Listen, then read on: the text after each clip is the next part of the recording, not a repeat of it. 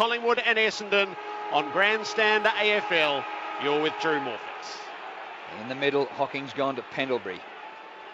Bellchambers in the ruck against Jolly. There's the bounce to start the game. Bellchambers up high, but Jolly gets his hand to the ball. It comes underfoot. Lonergan gets a kick which goes nowhere. There's a clash of bodies in there. And the umpire comes in to ball it up. And the bloke who got hit was Pendlebury. But no whistle on the play. Here's a secondary bounce. Pendlebury rows. Gets the hand pass to Ben Johnson. Hand pass to Swan.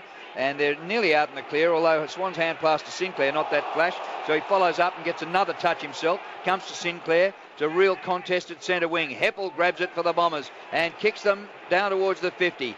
Keefe waits for it to bounce, gets a good bounce and gathers and switches play to the Great Southern Stand side. Side bottom was attacked front on and will take a free kick early. He'll loop it over the top for Brown, who's going to get his first touch and a hearty cheer from his fans. But Bramry, he's obeying no such niceties. He got in there and tackled him, and then they dispossessed Wellingham. The Bombers swarm around the ball. Sidebottom's got to try to get the Pies out. He can't. He's down in the tackle of Watson, and the pressure wins out. Jenner will bounce it up inside the 50. Ryder tries to tap it for Monfries, who got it. Right foot snap at goal. It floats wide. Well across the face. And pitches back to score. It's a behind, sneaking in at the far post. He's on 149 goals. He nearly kicked his 150th and was nearly the first goal scorer. But if you've got him, you're still alive. Johnson kicks to himself and then kicks the Pies outside defensive 50. Bellchambers gets rid of Jolly and should have taken a mark but fumbles, and the ball socket away towards the boundary line, and we get a throw in. Members side of the MCG. Grey and overcast and a ripping sou'wester. Here's the throw in. Bellchambers from the back. Ball comes underneath. Hocking surely was taken high, umpire. Comes out Collingwood's way. Wellingham to Pendlebury. He's caught by Davey in a good tackle. Loses it. Davey gathers now on the 50. It's jolted out of his hands. Might come Essendon's way. Played for the free kick, but the whistle didn't blow. The umpire letting a few things go. Pendlebury works at the side bottom. His hand pass is taken by Monfries, who backs into Swan, gets the hand pass away. Watson has it now. Hand passes up, and a snap by Paddy Ryder is offline and goes out of bounds on the full, missing the behind post by about 5 metres. Essendon are behind. Collingwood yet to score. Side bottom with the resulting kick into play. He's able to crib around the boundary line and play on. Dab it outside the defensive 50 for Johnson. They're all manned up further afield. Johnson will have to lob it into the contest. Jolly stands in the middle. Bellchambers beat him to it. He didn't quite bring it down, though. Pendlebury goes off the ground, gains some territory for the Pies. Dawes has to turn tackler. He's caught playing from behind. Hibbert needed to be okay, and he was. He was able to release it to Pears, but his kick is cut off. Intercepted by Blair. Blair's going to use Beams. Beams goes inside the 50, and Sidebottom has ghosted forward to take the mark 30 out. Good play by Blair. Quick move. Just a little dab kick to get into the open, and then there's free space. Free space so they can move it forward. But good, smart thinking. He shouldn't have handball because it would have been a loop, but a good, quick kick by Blair. Just put it into the open. Steele side bottom. There's no angle whatsoever to deal with. It's going to pierce it through the swirling wind at ground level. For the first of Anzac Day, side bottom leans back on it, finds the major opening. Collingwood get the first, probably against the run of play. The Bombers are behind. Absolutely, Jerry. It was against the run of play. Cramley's tackle over there 2 or 3 times where he put pressure on the opposition. And then there's Owen Davey put pressure there. They should have had a couple of goals out of that, and they missed them. And they missed their opportunity. Monfries' kick in. It had an easy shot, I thought, from 45, and you've got to nail those. And all of a sudden, after all that pressure they applied and kept it in there, they ran it up once, straight into their 50, and goals with side bottom. Whitey. Yeah, Drew, just an early concern for Collingwood. Scott Pendlebury's gone downstairs. Not sure why. He seemed to move okay, but down to be examined by the medical team. Well, I think he got a high hit in the middle, which went undetected. They've only played 1 free kick so far. In the middle, Bellchambers gets the ball down. Swan gets a kick out of congestion up towards the front edge of the 50. It's overrun by Dawes. Dawes gets another chance just outside the 50. Sweeps a hand pass out. Taken by Fasolo.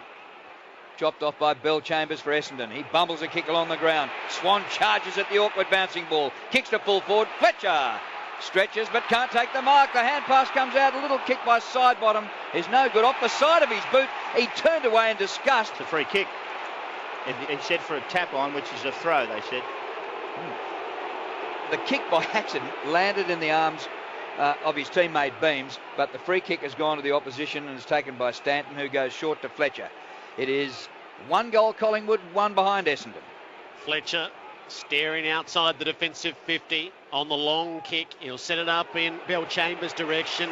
Perfectly weighted ball just falls into his grasp. He releases the runner in Dyson.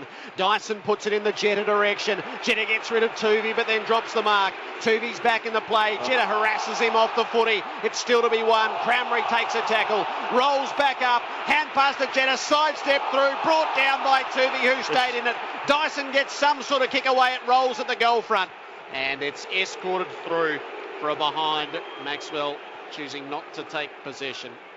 2 behinds Essendon, 1 goal Collingwood. There's some heat out there when you get the ball, isn't it? You got half a second, bang, gone.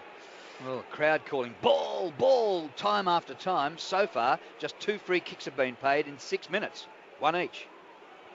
Johnson kicks out for the Pies. Oh, standing his ground in front. Bell Chambers has started well. Takes the mark, squares the ball in. A chance here for Howlett, who goes from 50, but he's away to the left-hand side. And Essendon still looking for their first goal. They're 3 behinds. Collingwood 1 goal.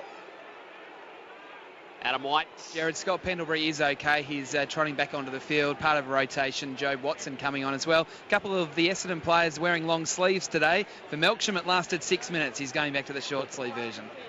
Maxwell plays on from the kick in. Out into the pocket, long in the Wellingham direction. It cleared him. It'll sit there for Hibbard to get onto for Essendon, and he delivers it back to half forward. Heppel stands in front. He takes the mark. 2 good kicks out from goal. Carlisle is deep. Cramry in that direction. They're the 2 flyers for Essendon. Carlisle stands his ground. Cramry probably spoiled his own man. It spills off hands and out of play. Plenty of heat in the game on a cool day. 1 goal to 3 behinds. Collingwood lead. Here's a throw in the Bombers' forward pocket. Bell Chambers palms it almost into the midriff of his opponent, Jolly. They hit the ground, and the umpire will ball it up again. Drew, Bell Chambers is just monstering Jolly. In the air, in the ruck contest, he's all over him. Well, he did it to Cruiser last week, and they lock arms. This time Jolly gets a hand of the ball. It's socket forward for the Bombers. Hand pass comes to Johnson from Brown. And Spoil sees the ball over the boundary line, and the Bombers have kept it on the forward line. And they've got another chance here with the throw-in in the forward pocket. Bell Chambers and Jolly. You'll probably give that to Bell Chambers, trying to get through the pack. Was Watson. He released it to Monfries. This time the flying shot at goal is on target. And Monfries does get the Bombers first.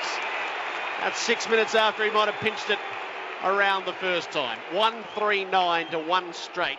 8 minutes played. Well, we're only 8 minutes in, as you said, Jared. And Drew, I think you caught it beautifully. What did they do to Carlton last week? They kept it forward of centre for as long as possible until they scored. Well, that's all we've seen. Collingwood have taken that opportunity the first time in and side bottom kicked the goal. But certainly in the first 8 minutes, we've seen it a long time, or most of the time, inside the Essendon forward 50, or it's certainly forward of centre. And they're making the most of their opportunities. And on that occasion, a wonderful finish, a really, really wonderful finish by Mumfries. Yeah, the inside 50s are 6-3 in favour of the Bombers. Jolly wins this hit out. Still a contest in the middle. Hacked out of the air by Howlett towards half forward. Swan gets back there. He's harassed out of it by Davey. Davey, a will-o'-the-wisp, coming off a heap of goals last week. They're still going forward here, Essendon. Until Brown gathers for the Pies. Gets the hand pass away to Tuvey. He's dumped and the ball spills free. Back outside the 50. Gathered by Marty Clark. Hand pass back to his skipper Maxwell, who kicks out towards the centre wing. Nearly out of bounds on the full. It is. And Fletcher, who'd come up the ground, takes the free kick quickly with no one standing the mark. Bang! Back towards centre half forward. Big leap by Ryder. It comes to the front to Davey. The whistle's gone. It's against Paddy Ryder. And it's a free kick to Collingwood to be taken by Keefe. And there's Only been 3 kicks in the game so far in nearly 10 minutes. Keith hand passes to Swan, sideways to Johnson. They'll bring it out the members' boundary. Out for Clark, who has a bounce, looks downfield, delivers long, aimless. I'm not sure who that was for, but Heppel was always better placed against Beams on the weighting of the kick. He switches play across half back to Monfries, who's working both ends. Around the wing he comes for Howlett. He'll have a look for the option up at the 50. Watson is trundling in that direction. He looked to play on. Tuvey came in at him. Watson up to full forward. Ryder playing 3 deep. Keith the spoil across the front and the crumb. Ryder can't stick the tackle. And the Magpie defender is cool, Keith, as he delivers out to Jolly. And Jolly, a hand pass to Swan going past, who hits Cloak on the chest at centre wing. Long way up the ground, Travis Cloak. 50 metres, and Drew. 50 metres, so when he gets 50, he'll be just about kicking for goal. Hooker getting over the mark. So Hooker on the mark, about 51 metres out, and you would have to say Cloak within range, needing to kick from about 55 metres. Pies going to the punt road end in the first quarter. Left foot drop, punt is way off target. High and hasn't got the distance. Comes down to the front. Another chance for the little blokes to see if they can snare a goal. It is reaped out of there by Hibbard. He goes towards the defensive 50. O'Brien is there. Comes down to the front to Zaharakis. A little hand pass away. And up the ground from Heppel. Contested centre wing. Maxwell wins it. Gets the hand pass back to Brown. Inboard to Buckley. And the mark now taken at half forward by Beams, who squares the ball in, but the kick is astray and it has been chopped off for the Bombers. Howlett was the man who arrived in the nick of time. Hand pass to Zaharakis, out to half back for Watson. He'll give some ground to Dyson. Collingwood with the press now in full effect, and Dyson's in trouble. He got tackled and dispossessed by Sidebottom. Up they come with it, the Pies. Beams to full forward. There's nobody home, and it trickles away next to the behind post. I think they've set the standard. They're not going to play too many free kicks here today. Let them play.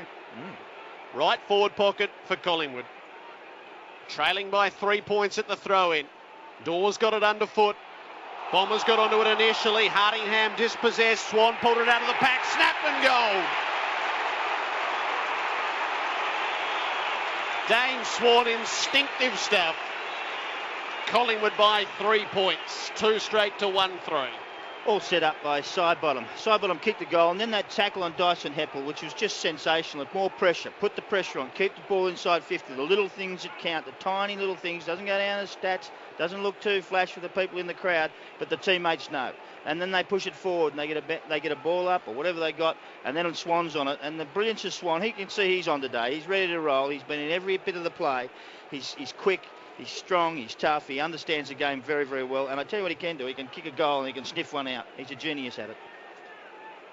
7 possessions already, 2 of them contested, 2 clearances, 1 inside 50 and a goal. The bounce in the middle, Ryder on the ball for the Bombers, hands to it. Lonergan charges in and rolls over it. Got to get it out. Umpire circling. He lets it go, as is their want so far in this game. Melcham gathers, head down, caught by Dawes. Umpire says, dead heat. Give it to me, I'm going to ball it up. Collingwood 2 goals, Essendon 1-3. We've been playing 13 and a half minutes. There's plenty around it. There's Dawes and Ryder form up. Ryder uses his jump to win the tap, but Pendlebury extricates it from the pack. High ball out to the southern wing for Solo one direction, Watson the other. It bobbled away from them. Seedsman took it, they all took him. It's in dispute underfoot. Seedsman did his absolute darndest to release that. He was able to get the footy to Pendlebury, but there was no escape for Scott. So scrimmage out on the southern wing. 2 ruckmen again. Ryder's superior body position, and it falls the way of Watson. He'll kick it up to a reasonably open forward line. Now it's away from them initially, and Keith will get there in defence. Hand pass to O'Brien, who's got some room to move. He uses it short for Goldsack, leading up at him. Centre wing, broadcast side. And Goldsack's just not terribly sure. So he squares the ball inside the centre square. Great to see Brown back. He takes the mark, having missed 18 months of football. Beautiful kick by Brown. Out to Swan, who's burning. His kick up to half forward. Oh, Wellingham went one-handed, not good enough. Oh. The ball centred here for Collingwood. Pendlebury has a chance, but cleared out of there by Monfries, but not well. Beams marks 40 out and tries to get it back towards goal and didn't get any distance on the kick. Might have been touched off the boot. It's in the goal square now and is seen over the goal line for a rush behind of the Pies. They go to 2-1. Essendon 1-3, and we've been playing 15 minutes. Good pressure again. Yes, the kick in from Fletcher wasn't great. And with a real task was Melksham. He's able to release it, but they've lost it. Sinclair kicks across the face of goal. It was the only place he couldn't go because Essendon had a stronghold. Monfries, he used Hibbert, he kicked it for Watson, he missed the target. Seedsman knocks it down to Wellingham, kicked a full forward again. Bombers with all the numbers back. Oh, Hardingham made a real meal of that. Sinclair to Jolly, who surely threw it. Not so. Beams knocked off his kick. Melksham just has to clear the area in a hell of a hurry. He's kicked a 70-metre torpedo around the wing. Jetta, it's knocked away from him. Falls the way of Johnson. Collingwood back to the 50. It skids past for Solo. Melksham onto it. Hardingham's kick is partially smothered. Pears knocks it back to him. We've got to find the way out. Hibbert kicks it outside the defensive 50. Swan on the interception. Lets the traffic go by. Releases Johnson. Runs at Fletcher. Breaks the tackle. Hand pass into the pocket. Buckley's a good kick. Not this time. He screwed it too hard to the near side. Behind Collingwood by 5. Adam White. Jared, we're already seeing it a lot, is that it's just so swirly, the breeze, and it's very fluky. Nick Maxwell coming down the line here on the members' side, kicking it out on the full, misjudged marks. It's very, very windy. Dyson goes the short option into the back pocket. And now the kick towards half-back flank. And flying in front, Cramry. Fresh from a big scoring day last week. Takes a mark. This time he's at half-back. Goes short out to Melksham and barely went to 15 required. Melksham on the boundary line. Kicks over the wing. Harry O'Brien backs back to make it 2-1 in favour of Collingwood. And Brown, he's returned to football as though he hasn't missed a minute. Good mark. Hand pass to Pendlebury, peeling out round the back.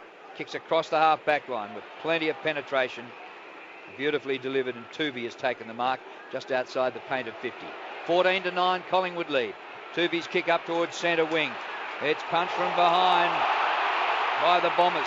Duped off the deck by Tooby. Gets the hand pass to Clark. Clark, a long kick inside the 50.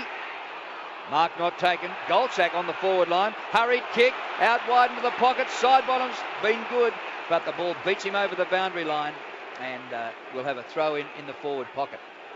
Swans had 9 touches. Ben Johnson 8. Magpies in attack at the throw-in. Bill Chambers won the tap. Dyson got it underfoot. Kicked the Bombers outside the defensive 50. Jetta dropped the mark. He paddles out toward the boundary and over that line. So Jetta and Melksham, who both started in the long sleeves, abandoned them before the halfway mark of the opening term. Jolly at half forward for the Pies down near Swan. Didn't take it. Seedsman did. Hand pass was a bit wide for Blair. And over the boundary again. Adam. Jared, a smart play by Jetta and Melksham, trying to channel James Hird on Anzac Day by wearing the long sleeves. Right half forward still for the Pies. Jolly getting his hand to it. He feeds Swan. Hand pass to side bottom. Another kick inside the 50. Cloak's got the field to beat, and Heppel comes in across the front with good courage to mark.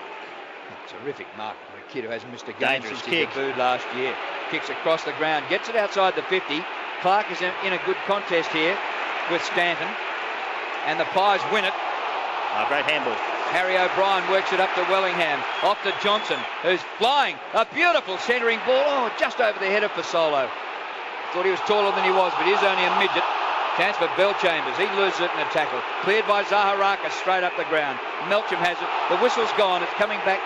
It's going to be a free kick to Essendon. Way back in defensive 50 to Zaharakis. Collingwood 2-2 lead. Essendon 1-3. Zaharakis dinks it into the pocket. Heppel taking the mark. We have a look outside the defensive area, and Howlett has made good space for him at half-back. He wanted an option down the line. None was really forthcoming. Howlett's a bit stuck here. He's been called to play on. He'll loft it around the wing. It's a shocking kick. Actually, it was touched off the boot. Beams made a mess of it, but it's got time to regather. Hand pass near for Solo, trying to spin through. They got him, holding the ball. At last, somebody wins holding the ball. It's Zaharakis. Free kicks are 3-2 in favour of the Bombers. And the Bombers were very sure of themselves earlier. They're not so now. They've been tackled very hard and hit hard, and it's made a big difference. Kick by Zaharakis over the wing. Punch towards the boundary line. Grabbed by Carlisle, who gains some metres with a hand pass. Harry O'Brien does beautifully and works it into Johnson, who's brought his own footy. Johnson's kicked to half forward, and the long arms of Fletcher come over the back. And a bang, straight back out of bounds. He is a marvel. Played way back in that first one in 95, which was the famous draw. Boundary throw in. Jolly tries to take clean possession. Comes to Watson. And did he say Jolly threw it? Yep. Free kick goes to Bell Chambers. On centre wing, southern stand side. Bell Chambers, he's decided on the short option. It probably carried further than he intended. Maxwell gets there to make the spoil in front of Carlisle, and it slips away out of play. Essendon haven't been forward for a while. It's on the left flank as they push towards the city end. Jolly took front position, put it down underfoot, and there was nothing further with Zaharakis. Oh, there is. Zaharakis has got in the back here. And it's Blair who rises with the free kick. He goes quickly for Collingwood out to the wing. Sidebottom's first mistake. He spills a mark, but he's got time to get back onto it. Drops it onto the left boot, high in the Cloak direction. The whole field converges against him. Cloak goes the spoil, which was a good play. He put it out there in front of Blair, who shimmies his way clear and opens play up to half forward. Pendlebury was on his own. He'll feed it onto Wellingham. Fletcher closes on him, so he has to retreat through Pendlebury. He'll kick it up to full forward. Goldsack playing from behind, and he did it well. He got Hibbert under the contest. And Tyson Goldsack takes the mark, barely 15 metres from goal. Well, I think as Whitey said, Jared, he just got caught out by the swirliness of the breeze, and that ball carried a lot further than it ever thought was going to fall. Well, he's done this in a grand final before, Tyson Goldsack, switching forward to good effects. He should get his first. He hasn't. The gasps of the Collingwood faithful lead you to that conclusion. He's pushed that well across the face of goal for a behind. It's the Pies by 6. Gives you one reason why you should never turn your back on the goals, because Blair was on his own in the goal square and was screaming for it, but he just turned his back completely and walked back slowly. Always turn straight away. Poor move. Yeah, interesting move to have Goldsack forward. He's kicked 8 goals in 73 games. The kick has reached centre wing. Keefe, the Queenslander, gets back there, finds Brown by hand, and Brown's kick is wide on this occasion and out of bounds on the full. Still, his return has been full of merit. Free kick taken by Dyson. Short pass to Watson, centre wing. Down the line he goes. Cramery, well, just too much for him, and flips off the fingers and goes out of bounds, and we have a throw in at half forward, Essendon's right half forward flank. 23 minutes played. A massive crowd. And grey and overcast, but so far no rain during play. From the throw in, ball comes to Sinclair, who spirals the ball way over the circles in the centre of the ground. Attempted punch away by Pears, goes nowhere. Attempted fly hack out of there by Fletcher, he missed it. Seedsman gathers for the Pies. They're down towards the 50. And now Hocking, robbed of the ball by Dawes. Hand pass to Swan, who's playing a blinder. He kicks to the goal square. It bounces end on end and misses to the right-hand side and goes through for a minor score. Dane Swan's had 11 possessions, kicked 1-1. Collingwood are 2-4 to 1-3. The defenders would like their moments again then. Made a meal of it, but weren't quite made to pay. The kick-in is going to be a long one, but it's not really to anyone. Dawes always had the sit in the pack. Melksham was about their only hope. He was well outsized. To full forward goes Dawes. The ball swirls around again. Oh, I think Hibbert's done his hamstring as he's come up at this. He's cast. Gone. So he is going to be out of the game, Michael Hibbert. Another soft tissue.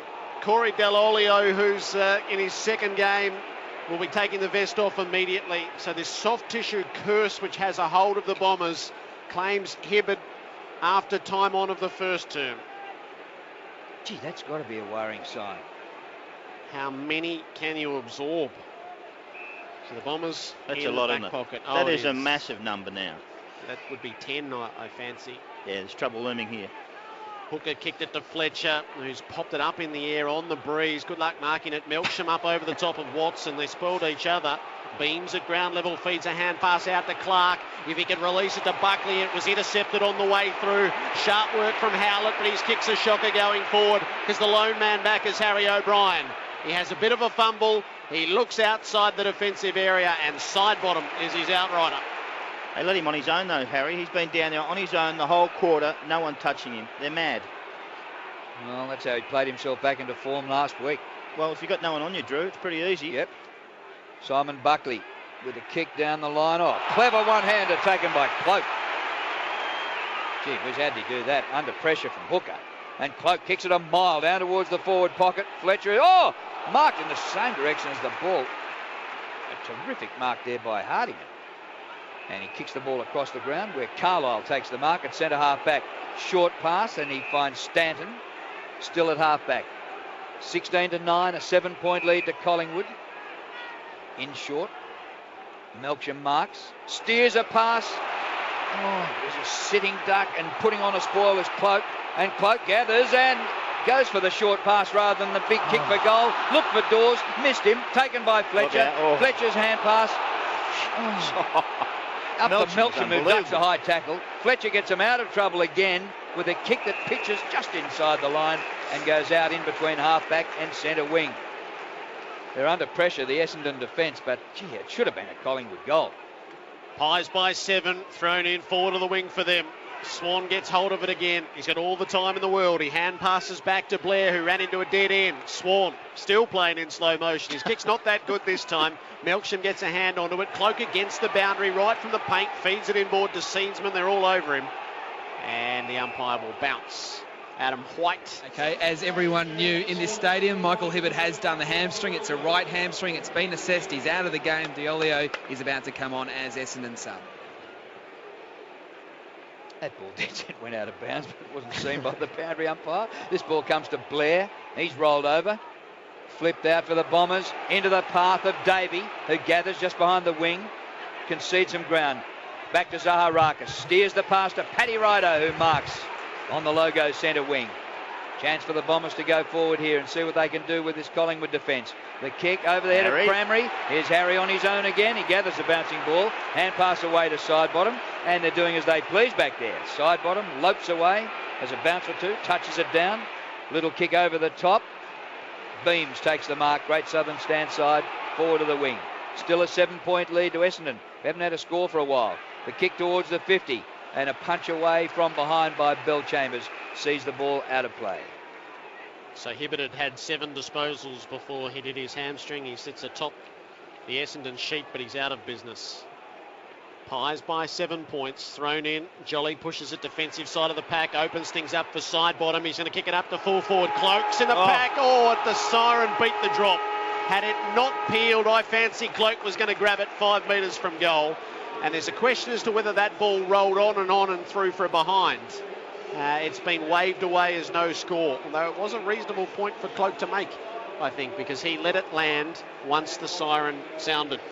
Collingwood lead 2-4-16 over Essendon 1-3-9. So the Bombers made the best of it early. Monfries with their goal, and the Pies pegged them back and controlled things late. Side bottom and Swan a goal apiece. Quarter time on Anzac Day. It's Collingwood by 7 on Grandstand AFL. We're making for a slightly brighter scene. A murky day in Melbourne with heavy cloud overhead. Into the second term we go. Bell Chambers and Jolly stare at each other across the middle circle.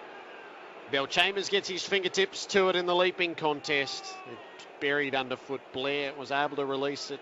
Watson got hold of him and the ball, and it stays. Essendon led the inside 50s in the first half of that first quarter, but Collingwood just overran them towards the end and finished up 19-11. Secondary bounce. Bell Chambers tried to get it to Watson, knocked away from him. Dyson's kick was partially smothered. Blair got hold of it. He again was dispossessed. He's the man over the footy If he hadn't released that, he was going to get penalised. It spilled out the way of Zaharakis. High ball to half forward. Cramry in front. Brown made the spoil over the top. Tuvi's the dasher onto it at half back for Collingwood. He's bounced it out toward the boundary. It stays in. Dyson gets hold of it away from Wellingham. Oh, cruel bouncing ball for Buckley. Fell the way of Cramry. Put it out in front of Davey. He got buffeted off it. Still he goes, Davey. It spills the way, though, of Harry O'Brien. Cool in defence. Hand pass to Johnson. Short ball for Pendlebury at half back. Nobody stands his mark, so he gets on the gallop and kicks the ball into the middle of the ground. Why wouldn't you give it a side bottom? He's killing them. He marks, gets it out to Keefe on the run from defence. He kicks to half forward and virtually unchallenged, 2/3 of the length of the ground. Fasolo takes a mark until he's kicked at Cloak's not all that flash. He had to dive in and he gets a high tackle. He's a bit lucky. He had to dive in and get that ball on the half volley. And now with the free kick, he's outside the boundary line at the start of his run-up. He'd be kicking from about 55 metres. Seen this before though, Drew. He wouldn't be the roughest show to kick this. Saw this grand final day last year. Yep. Kicked 10 goals, 7 so far this season. Cloak opens the angle a little bit. His drop punt is magnificent. And gee whiz, hits the right-hand goalpost. Gee, that was a good kick, wasn't it? Oh, he can hit him well, but then he hits him terrible sometimes. Kick in for the Bombers is marked by Melksham. Looking outside the defensive area, he drags the kick boundary side. Hooker was his target, kept away from him by side bottom. They grapple, and the ball spills away out of play. 60 out from the Magpies' goal. Bill Chambers planted himself in front. Jolly works him over and taps it cleanly down to Buckley. Sinclair was his target inside the 50. Heppel made the spoil. Melksham's on the tidy up. He uses Heppel and on it goes to Hooker. His kick outside the defensive area is good for Zaharakis. And he can study what's ahead. Kicks it in towards the centre square and he finds Bell Chambers. Didn't look likely to get there, but finished up the long arms of Bell Chambers, hauled it in. His kick is not great for Davey. Tapped away by Keefe, who's standing up in defence this season. Through Johnson it goes to Buckley.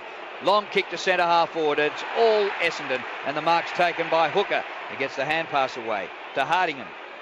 Straight down the ground he goes to Howlett. All the H's combining. In it comes to Dyson. Oh, he weaves around, gets the hand pass away, and they run down. One hand pass too many. The tackle was laid by Goldsack. Advantage taken for Collingwood. Jolly's given it up. Oh. Good mark is taken by Beams under pressure. He kicks out wide. It was looking for side bottom, but knocked away by Jetta. Side bottom regathers. Jetta goes and gets another one. Lays a terrific tackle on Wellingham. The ball's up towards half forward. It spills to Wellingham again from 55. A centering ball. Goldsack gets a half volley. Can't control it. Comes to Beams, 40 metres from goal. Hand pass to Pendlebury. He looks a show. One way, then the other. On the right boot. Kicks to Cloak, who juggles and marks, plays on, and will kick the goal. Cloak's first for the afternoon. If Collingwood go to 3-5 to Essendon 1-3. Essendon already one man down and looking a bit shaky for the Bombers, who've won all their games so far for the season. Great setup, but the big key there was Goldsack charged at the ball. The real contest. It looked like Fletcher was going to get there first, but no. Goldsack, who really wanted it more than anyone else, got there first, put a little hand on the ball, pushed it forward, didn't end up with it, but all of a sudden it stayed inside their forward line. It wasn't a free kick to someone else. And then around they go and a short kick over the top, Pendlebury with his brilliance, and then also Cloak, who's just a tower of strength. But Goldsack, sometimes you don't have to put a stat on the board to be a real value to your side, and Goldsack was terrific there. Collingwood by 14 points. Bounce back in the middle of the G. Bell Chambers won the tap. Howlett's onto the footy. He squeezes a kick out to half forward. Cramry came up. Brown made the spoil. Ryder at the drop. Hand pass for Delolio. He runs into goal and his kick slews out to the right. Under pressure from behind from Tuvey. And the sub starts with that minor score. Collingwood by 13.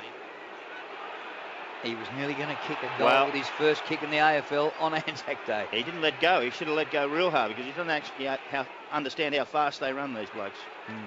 Beams' kick up towards centre wing. Heppel puts plenty of pressure on. Comes to Swan, who hand passes up in the air. Monfries gathers. And now Lonergan. Heppel bowled over. Ball jolted out of his arms, grabbed by Fletcher. He kicks inside the 50. Oh, Maxwell's back there, nearly caught in possession. Brown also. How does the umpire see that? Oh, pinned in, and every Essendon player saying, how's that bowling the ball?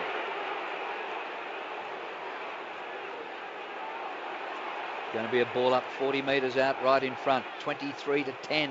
Pies lead by 13. Bombers need one from this 4A forward.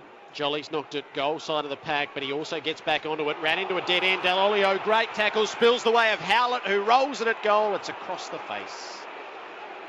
Tantalisingly close. It is a behind. 1-5 to 3-5. 2 behinds to Ben Howlett. O'Brien kicks into Johnson, deep in the back pocket. Kicks to half-back flank. A juggle. Did Marty Clark get first and second touch? Clown says the umpire. Clark gets his kick away. Up to centre wing. Blair is there and taken over the boundary line in a bone-crunching tackle by Cramry.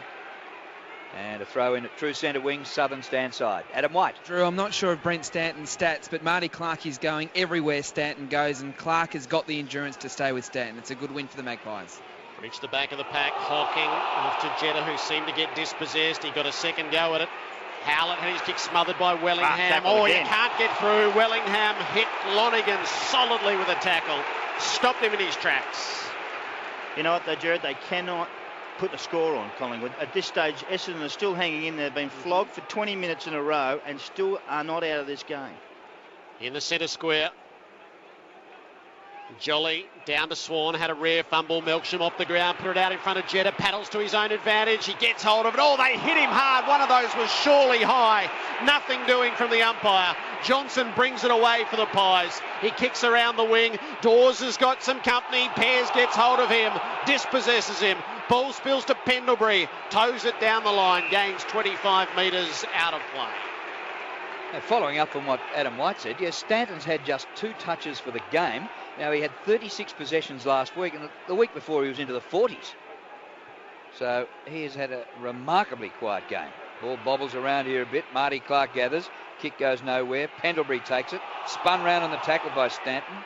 And the ball goes over the boundary line. Again, all Essendon players saying, holding the ball, umpire. But the umpires are letting a free-flowing game go. Free kicks is 5-4 in favour of the Bombers. Scoreboard 3-5 to 1-5. Collingwood. 8.5 minutes played in the second quarter. And the throw in. Bell Chambers beats Jolly, but hits it down to his opponent. Now they play a bit of volleyball. Out towards the boundary. Taken by Swan. It doesn't look quick, but he runs away from blokes easily. He's turned one way, then the other. Has a bounce and centres the ball, but his kick not as good as he's dancing. And the mark's taken by Hardingham at half-back. He worked the hand pass away to Hooker. He's under enormous pressure from Cloak. He can't drop Cloak. He'll have to give the hand pass 30 metres backward to Fletcher. Needs the kick to be precise, and it is for Melksham, who can play on round the members' wing. He'll run his full measure. Kick on the left boot. I suppose it wasn't really to the advantage of Cramry, and Brown was able to make the spoil over the shoulder.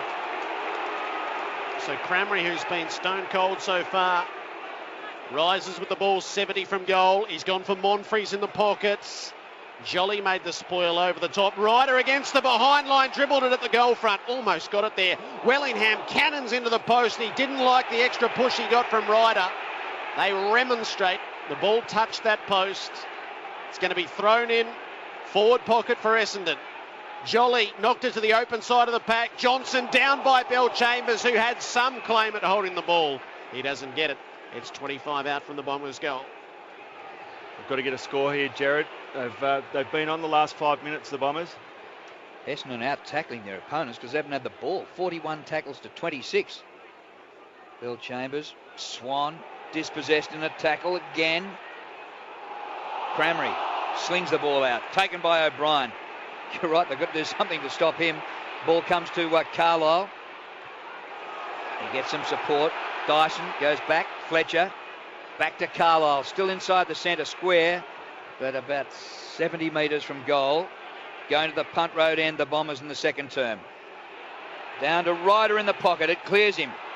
Delolio gathers and Oh, snaps to goal, but it goes right across the face and out of bounds in the opposite pocket. This youngster from South Fremantle, not that young, 22-year-old, playing his second game. Came on early as a sub. Having a real fling at the moment, the Bombers. Jolly knocks it down to the front. Almost took a turn for Lonergan. Swan worked over. In the pack, Cramry gets hold of it. Inefficient with his hand pass. He'll have to follow on. He's onto it. Two of them bring him down in a tackle outside the 50, so the Bombers leaked a lot of ground in that from stoppage to stoppage. Brown's done a super job on Cramry. Absolutely destroyed him. He's hardly touched the ball. Big turnaround from last week. 50 from the Essendon goal. Ryder flicked it back over his head. Blair was awake to it. Dragged off his kick by Howlett. Pendlebury gets hold of it at the back of the pack. Hand pass to O'Brien and now on to Swan. Feeds the ball up to Beams. Lightning hand pass to Pendlebury. Had to get rid of it in a hurry. It was untidy. Carlisle makes the interception for the Bombers and he'll use it out for Dyson. Oh, Dyson's cornered. Just gets away from side bottom. Kicks it out wide where the mark's taken by Hooker. Near the boundary line, centre wing. Kicks towards half forward. Good mark. Dragged down in front here by Howlett. Gets the hand pass away. Monfries goes for goal. They need it badly and he's missed to the right-hand side for a behind. Angus Monfries, 1 goal, 2. The Essendon score of 1-6 and Collingwood 3-5. Could look back on this 1-6 scoreline and say this is where we cost ourselves. Keith. He's going to try long with the kick in. It's a difficult kick on a day such as this. Maxwell got there but couldn't mark it. Side bottom under pressure from Jetta. Hand pass to Johnson under pressure from Davey. Backward he goes to Buckley. The kick is tipped on the way out, so it'll fall to Beams, but it's play on with the call. Feeds the hand pass out in front of side bottom. Gathers on the southern wing. Delivers it low down for Cloak, hard to handle. He breaks away from Hooker. Puts it up inside the 50 for Solo and Hardingham. Hardingham made the spoil. Underfoot it came. Blair is dragged down in the tackle. In the back. In the back. The tackle looked all right initially from Dell'Olio, and the Pies will run on, and Blair kicks it from the goal line. Collingwood repelled a lot of Essendon pressure, and with a bit of good fortune, I think, 4-5-29 to Essendon 1-6-12. Well, that was just unbelievable. I couldn't believe it was a free kick there, but you know what? Essendon fought hard for the last 10 minutes to try and resurrect their little scoreboard there. 1 goal, 6 at this stage. Now they're a long, long way behind after that goal. But they had opportunity after opportunity, and the Pies were good enough to beat them. Pies were good enough to keep defending, and good luck to them there. But that free kick there against Dell'Olio was just absolutely unbelievable. There's no way known it was. Poor decision by the umpire, but that's the game. Bounce back in the middle. Ryder wins the hit out. Watson taken to ground. Wellingham slung down. Ball spills to Beams. Standing start, a high ball to full forward. And getting back there is Hooker, who should have taken the mark.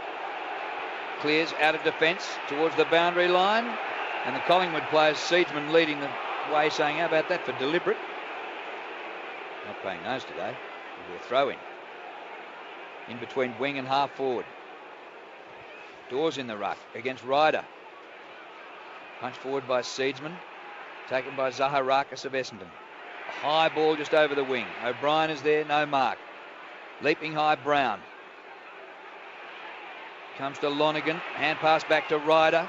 Off to Davey, who breaks from the logo centre wing.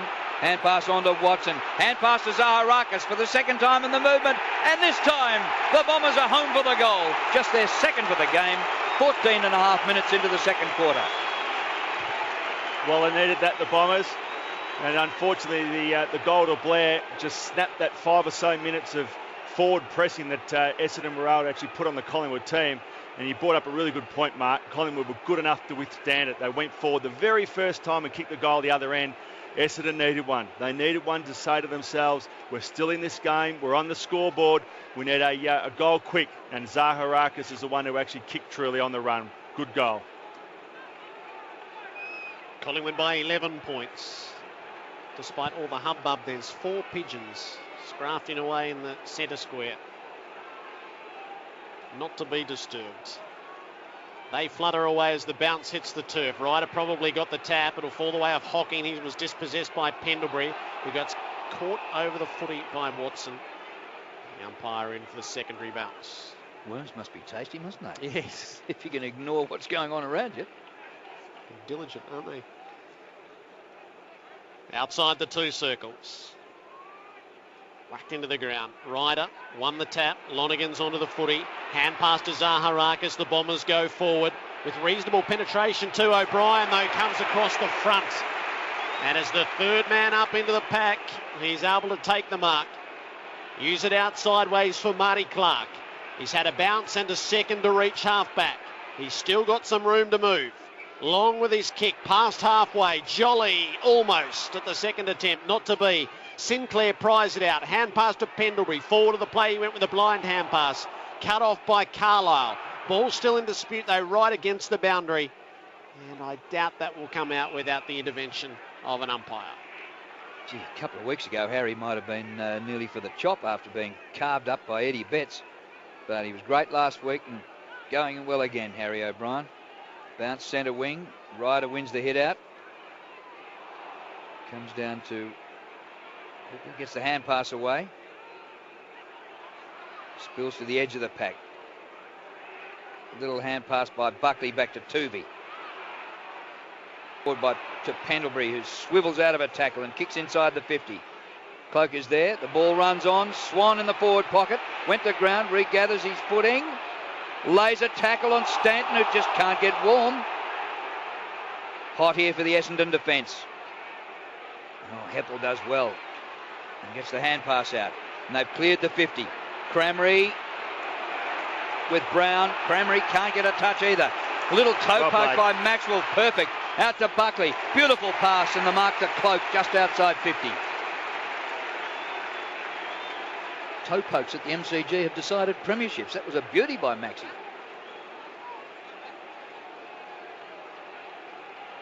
Now here's Cloak. He'll need to kick this about 55 metres. He's right on. Well, the man on the mark is standing right on the 5 of 50. Cloak, very capable of kicking this. At the city end, well, look at that go. It's nearly gone into orbit. And home for full points. Collingwood 5-5. Essendon 2 goals 6. Cloak has 2. Yeah, great reply by the Pies. Exactly what you want. You know, I mean, you were challenged. They kick away by 18 points. Then they're challenged again. Zaharakis goals. Then Cloak gets on the end of one. It was great work by Brown. Again, Crameri was on his own. All of a sudden, he grabbed the ball. But no, Brown refused to let go. And he's just fighting for his spot on the side. And that's what you want to see. He's desperate to play. You know, he saw Maxwell kick the ball off the ground and toe poke, but then Cloak on the end of it. But terrific work by Brown. He's really given Crameri a nice workout. And again, when he was out of position, beats him in another contest. The teammates would love that. That's what they come to see, and that's what they want to see from him. Collingwood by 17 points.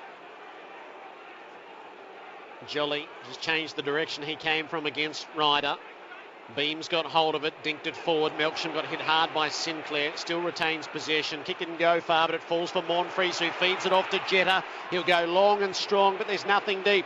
Maxwell's going to chase it all the way back to the boundary, and it trickles away over said line, 5 metres around from the behind post.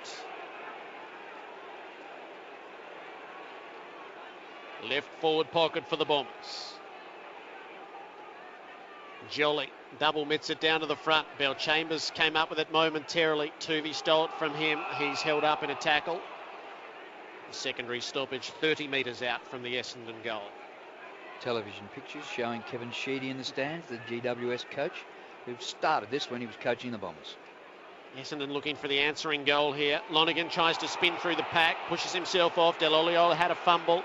Taken away from him by Tuvey. Same affliction there. Howlett with the hand pass to Watson. Was battered down by Buckley. Zaharakis got it to Dyson. They mobbed him. As the numbers.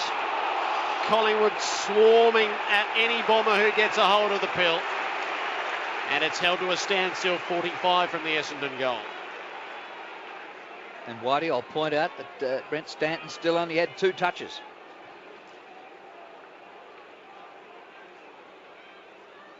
Bill Chambers gets a hand of this, but it comes underfoot. There's a big crowd in there. Monfries taken to ground. No prior opportunity. Umpire to bounce just inside the 50. Whitey, Stanton might have to change his game and start to win some ball. Well, I think what they've tried to do at times, just even at stoppages, is get Stanton to Swan, but Collingwood won't have anything of it. Bell Chambers again. It comes to Swan, though. Kick partly smothered, just bounces outside the 50. Pressure being put on by Fasolo. Comes to Stanton. He can't get a touch again as he's run down from behind by Wellingham. Here come the Pies, but a bad bounce for Sinclair there. Scooped off the deck by Ryder. The hand pass to Zaharakis, who's playing his best of the season. Hand pass off to Dyson. Longer full forward. Harry O'Brien gets back as the extra man again. And the crumbs come to the Harold O'Brien. Short pass up to Swan, who's had his millionth touch. 19 possessions. He fed it off to Tuvey, out beyond half-back for Wellingham. He's got the option in for Solo up on the wing. Clark is herring forward. He really wanted it. For Solo probably should have put it in that direction. He's gone a bit longer for Dawes. He marks at the back. It just kept getting further and further away from Pears with the outstretched arms to spoil. And Dawes protected it into his mitts. He made exactly the right decision to go long to the talls. You've got to trust your tall forwards, and Fasolo did exactly the right thing. Right forward pocket. There is an angle here, but Dawes is close to goal. He would be barely 15 metres from the target. Measured approach. Dawes kicked it all the way across the face and did not even score. That is out of bounds on the full. And I'll say... I still think he made the wrong choice. It's easy after he kicked it, Jared. Actually, he's kicked... He made the decision at the 200. A lot can happen in the last 200. He's kicked 2 goals 5 it's only 20 for the season. He's had a poor start, Chris Dawes. Short pass finds Heppel. He might be too intelligent. 35 plays 18. 22 and a half minutes played second quarter. Kick by Heppel. Well marked by Paddy Ryder at half-back. Ryder, short pass in. Mark's taken by Carlisle. He goes back to Fletcher. Oldest man in the game, still galloping around. Oh, what a beautiful pass. Out wide. It's taken here by Hooker, who kicks towards half forward. And Angus Monfries takes the mark. Kicking after goal from there. Great Southern stand side. Hoisted high, needs a mark. Crameri in the pack, Brown the punch. Down to the front to Swan as though it was a preordained. And it comes to side bottom, out wide to Pendlebury. De Blair back to Pendlebury, cruising the Southern stand wing, up towards half forward. Beautiful football by the Pies, playing the boundary line. Dawes marks, gets the hand pass into Buckley, who kicks towards full forward. Off the deck by Sinclair, but his hand pass is blocked by Heppel, and it's all come undone. The Bombers will get a chance through Heppel off half-back. He used it judiciously to Hardingham. Squaring ball for Watson. They are on down the field. Watson skids it all the way across the grass to Monfries. But Jolly made the smother. Good play. Monfries will get a second look. He couldn't do anything with it that time either. And Jolly holds it up against Ryder. Serious win for a man who's been out of form, Darren Jolly, at the start of this season. First the smother. Then the trap to get it to a stoppage. And he and Bell Chambers, with the free kick going against Jolly to Bell Chambers, just a little bit of holding on. Here come the Bombers. Dyson's kick to the 50, but it's all Collingwood, and Pendlebury marks.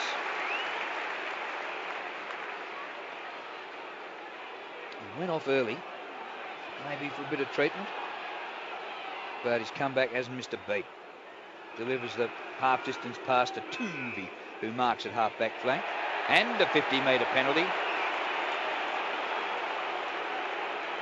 So he'll be run right up over the centre of the ground. Lights on a grey day, but no rain during football time here today. Kick by Tuvey out wide on. He's crept forward and Seedsman takes the mark.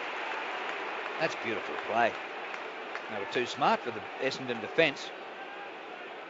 And young Paul Seedsman from the Eastern Rangers will have a shot for goal from out wide near the boundary line, about 47 metres out from goal. City end of the MCG. Socks down, gets mobile. There goes the shot. Close, but no cigar. Missing away to the left-hand side. He's kicked 1 goal, 1 in his brief league career, which is in its 4th game. Fletcher on kick-in duty.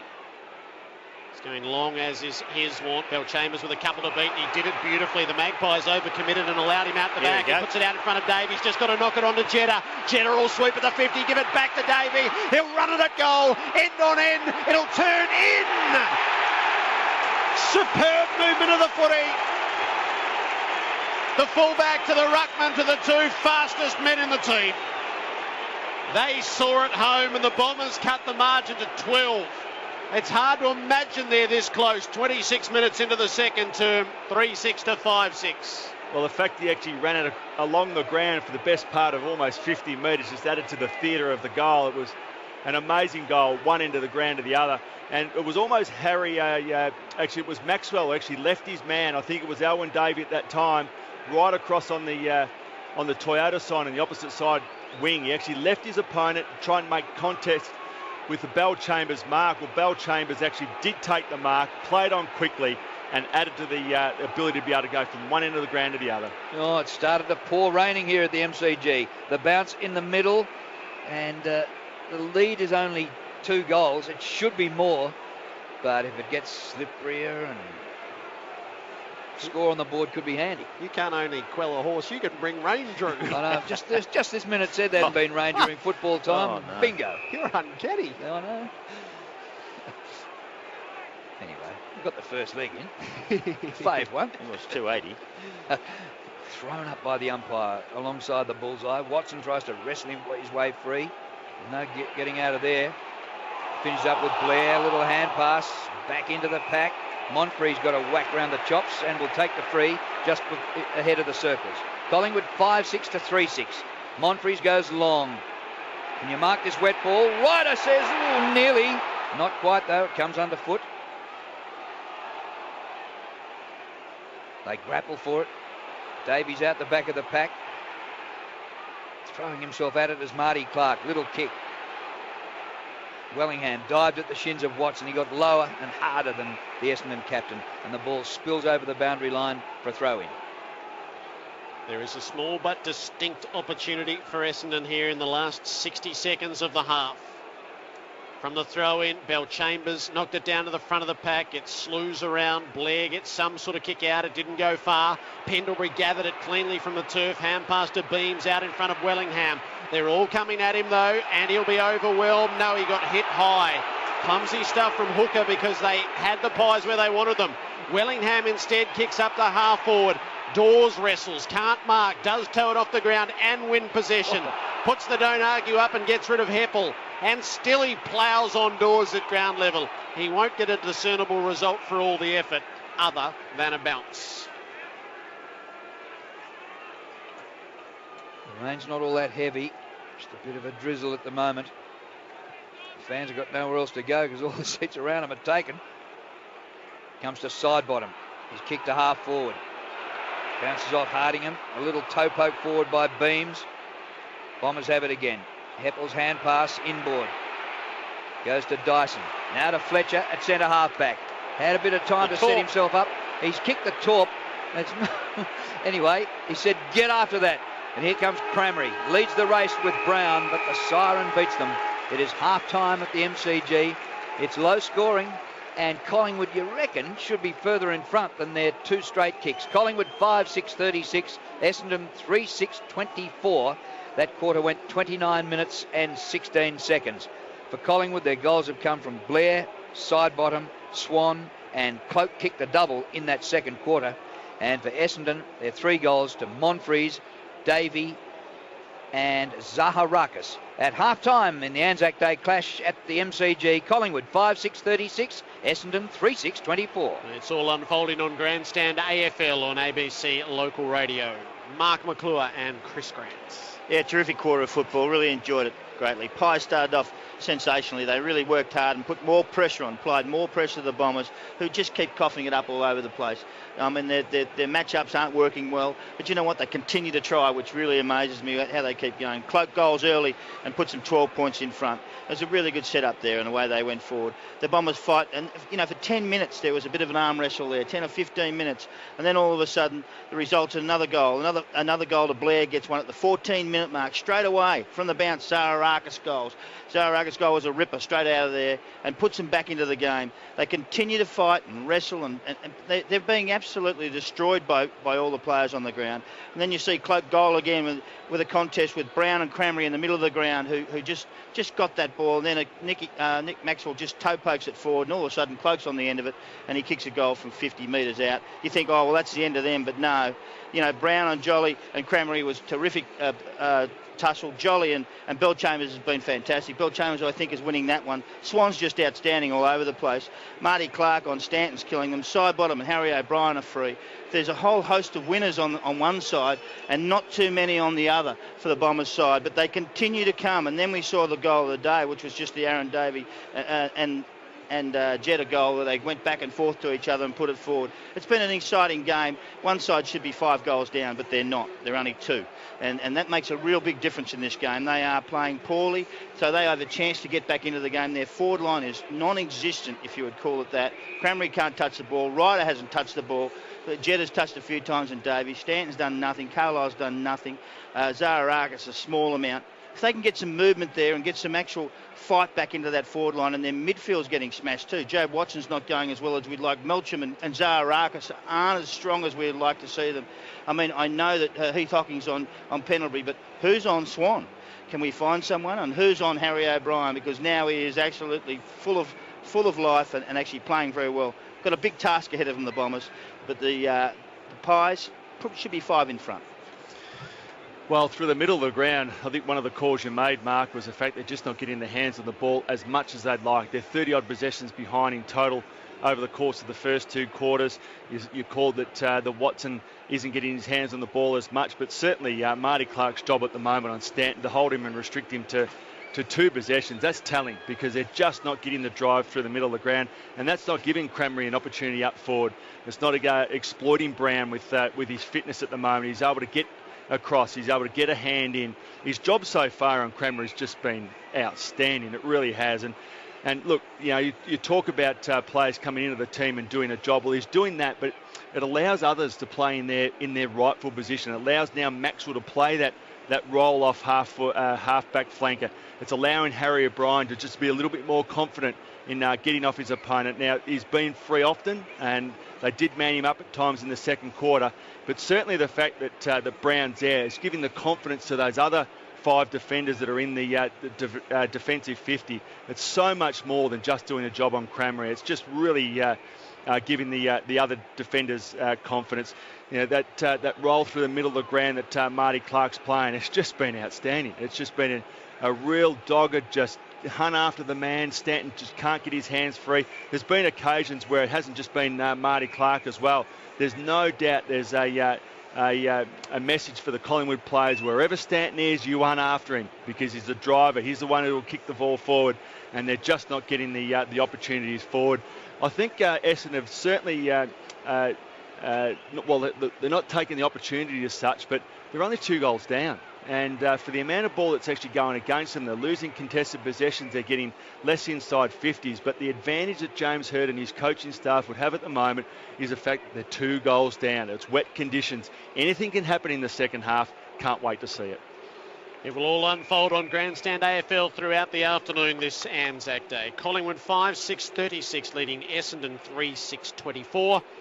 And he threatened a couple of times. Second half about to get underway. Just a 12-point lead to Collingwood, which doesn't really indicate the trend of the game. Swan roves in the middle, gets it to Pendlebury. Those two have to be stopped by the Bombers somehow. Up towards half forward. It's going nowhere as the players come from all directions to force a ball up about 60 metres from goal. Collingwood first into attack in the second half. Bell Chambers and Jolly lean into each other. Hand pass comes out the back to Buckley. Kick towards full forward. It bounces through. Chance for Goldsack. He's in the goal square. Does he get a boot to ball? Not the first time. Yes, the second time. And it got over the line, I reckon, although Fletcher was desperately scrambling. He was on the ground. Goldsack had 2 chances and they're going for the video replay. Did it get over the line? Fletcher is like an octopus. How Goldsack missed that attempted soccer off the ground. No goal. You reckon? I don't know whether Fletcher got his hand to this or not. I don't think Goldsack ever got his boot to it. So it's not touched. It's hit the post, is it? The padding is thick down the bottom, so it might have just hit the padding of the post. Gee whiz. Good luck, the third umpire. Yeah, he's got a chance here. I think it's maybe padding. But Fletcher, how do you beat him? He had arms, legs going everywhere. He was full length, prone on the ground. Even the third and I umpire. think he has sold it. I think he has saved a goal here. Looked a certainty for Goldsack. It's a behind. He's a miracle man, Dustin Fletcher. He had more air swings than Besat Barisha, though. Long kick in from Fletcher, cleared the defensive area. It's all about what happens at the back, and Swan gets there first for Collingwood. Hand pass to Keefe, who gives it on to Buckley. Flicks it up over the top for Tuvey, who's met by Stanton, who muscles his way into the game. Zaharakis onto the crumb, worked it forward. It gets past Cramry, though, and it sits there for Nathan Brown. He'll kick out to the southern wing for Collingwood. Goldsack in front. Hands to it, but not enough. Dyson wears him close.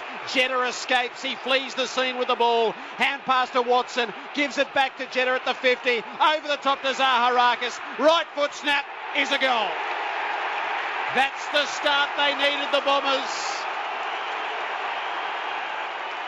The margin is back to 7 points. 4-6 to 5-7. Well, when questioned, guess what? Reply. Zaharakis does with a goal, but so does Watson with some good work there. Great work. I tell you what, Goldsack's lost his feet over there, and that's not what you do in these conditions. You must hold your feet all the time. Goldsack lost his feet, and all of a sudden the game's over. Ball goes forward, and the Bombers are back in reply. They're within a goal. 7 points exactly to the difference between, because of that point down the other end that was touched by Fletcher. What a game of football this is. And the ball has to be moved now with real haste and length and straight towards goal, because it's raining and pelting. It's pelting down. Whitey. Yes, that is correct. It is drenching rain at the moment. It's going to make things very slippery. Swan bursts out of the middle for the Pies and kicks to half forward. Oh, Dawes with a wet ball. What a mark. 52 out. He pokes a little pass over, but ill-directed, and Heppel flies and takes the mark. He gave it too much elevation. It was over the head of Blair. Heppel out of defence, and here's Stanton, who takes a mark. Can he get into the game in the second half? Squares it back to Heppel. Offensive goal square. And now the kick by Heppel towards the 50. Oh, it's a shocker. And Sinclair chips in and marks for the Collingwood. He's outside the 50 as he takes his kick to full forward. Goldsack, I'm not sure he's a forward. His stats don't indicate he has ever been a forward. And he doesn't get a touch here. He's kicked a couple of behinds. The ball's at half-back flank, close to the boundary line, and over it goes. To me, that's a controversial placement, but, well, Robert Harvey and Nathan Buckley know more about the caper than I do. Whitey? One structural change we have seen from Essendon is Monfrey's playing that defensive forward role on O'Brien. Blair took it from the stoppage. They got hold of him, tied him up. So on the members' wing, 37 plays 30, rain falling, lights in full effect. Swan gets hold of it, and Winkles out a kick into the middle of the ground. Dawes comes up hard at it, clean-handed in the gather and the give-off to Tuvey. Hit by the Heppel tackle, kick flopped away at half-forward. Wellingham and Howlett dispute it. They're over it and around it.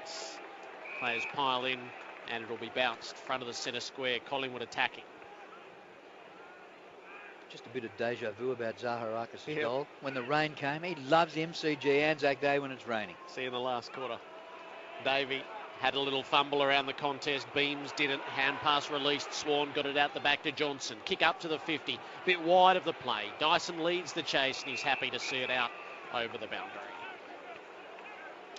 Everybody going for their ponchos. You can't bring an umbrella into the MCG. Here's the throw in at half forward. Whistle. And Jolly gets the free kick for being held in the ruck contest. Bill Chambers pleads his case.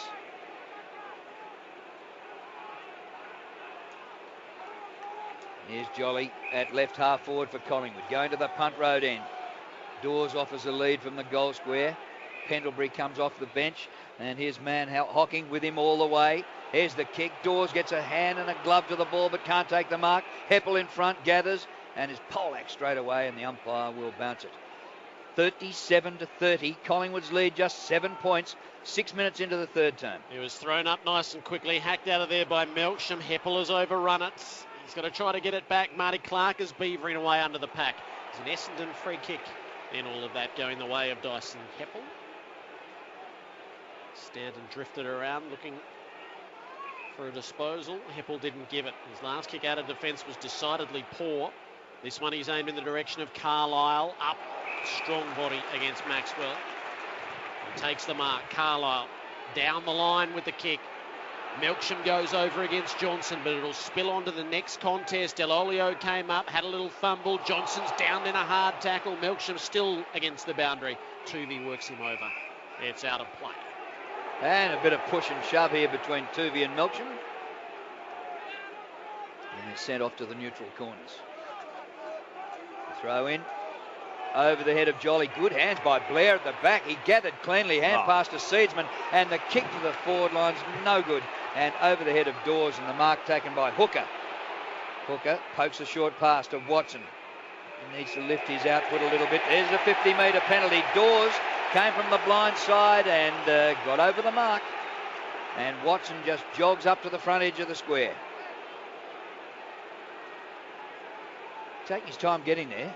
I reckon he'd want to get there quickly to get the kick away before the defence sets itself. He kicks long towards the goal square. Punch down to the front. And roved in front. The goal's kicked by Hocking. Front of the pack. And Essendon are within a point.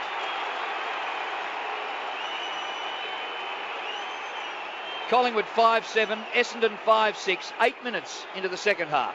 Oh, can you believe it? A couple of times inside 50 for a couple of goals. And that's the position that Collingwood have almost put themselves in. They just didn't make the most of the opportunities when they had them in that first half. They certainly dominated play. And they left that door ajar at half-time. They left that 12-point gap. Well, it's now down to 1. And don't be surprised at all if a couple of times they go forward here, they'll be on, because they can sense now that they've got them on the scoreboard, can actually get them through the middle of the ground. They've only been inside 50 twice for the term, and they've kicked the 2 goals from those forays. Jolly gets his hand to it first in the middle. Pendlebury feeds Johnson off a back flank. He screws the kick up to half forward. It bounces away from Sinclair. Hard in hand knocks it into an open field of play. Beams got all over the top of somebody. It surely should have been a free kick to Zaharakis. Not paid. Fasolo kicks it up into the pocket. Cloak is on top of it. Got away from him. Didn't get away from Fletcher though. He gets a kick clearing the defensive 50. It will come back, but they'll be more organised when it does. Side bottoms onto it. He'll use it short. Beams 55 or 60 out from goal. No distinct short lead, so he's going to lob it up to the square and see if he can get Cloak to jump for a Swan from the side. Beautiful. That was a pack that formed up with Cloak and Dawes in the chop, and Swan glided up to pull it out of the rain. And he's doing it all so far. This will be disposal number 25. He gets half of those in contested scenarios. 7 on the clearances. And now a hang-up, which he dobs as a goal. Swan restores a little bit of breathing space for Collingwood. They're 7 points up. 6-7 to 5-6, 10 minutes into the third. Well, what can't he do, Dane Swan? He does it all on the ground, in the air. He's an incredible marker, and you see him against someone else. He never loses his feet. He's a perfect player in these conditions. And today he's just showing what an absolute duck he is. He's got marks all over him and tattoos and bits and pieces, and he looks like an ugly duckling, but he's an absolute beauty. I tell you, he's one of the best going around. Pies are challenged. I loved it. And you know what? What we see is a response. And the coach would be happy with that, and the players would be happy with that. Those 2 forays into the forward line, and 2 goals for Essendon have been matched now by a goal from Dane Swan. That was an amazing mark in a big pack with a wet ball. The umpire throws it up in the middle rather than bouncing it, and it's won by Jolly for Collingwood. Comes down to Sinclair, hand pass to Beams, hurried kick inside the 50, and Fletcher marks like it's a dry cricket ball. Kicks it across the half-back line, and Hardingham takes the mark for Essendon. Just over the top he goes. He has missed Watson. It comes to Swan of all people. Steers the pass to Cloak, and he's 40 metres out, maybe 43 metres out from goal. And Swan, he'll get 45 if he keeps up this rate. He can read the play, can't he? He just understands where the ball's going, and the flight of it, everything that's happening. He's won the medal once before. He's well on the way to adding another one. Cloak lining up for his 3rd goal. 48 metres out, a glorious drop punt. You can't kick him any better than that. What a goal that is. Collingwood 7-7 to 5-6. Well, he's on song with his kicking today, Cloak. And it's not easy conditions at all, and certainly not anything that lends itself to make it easier for Travis Cloak. But a couple of times he's been out 50. Geez, he's hit them sweet. He wasn't outside 50 on that occasion, but it was a poor kick by the Essendon player trying to spot up, I think it was Watson, wasn't it?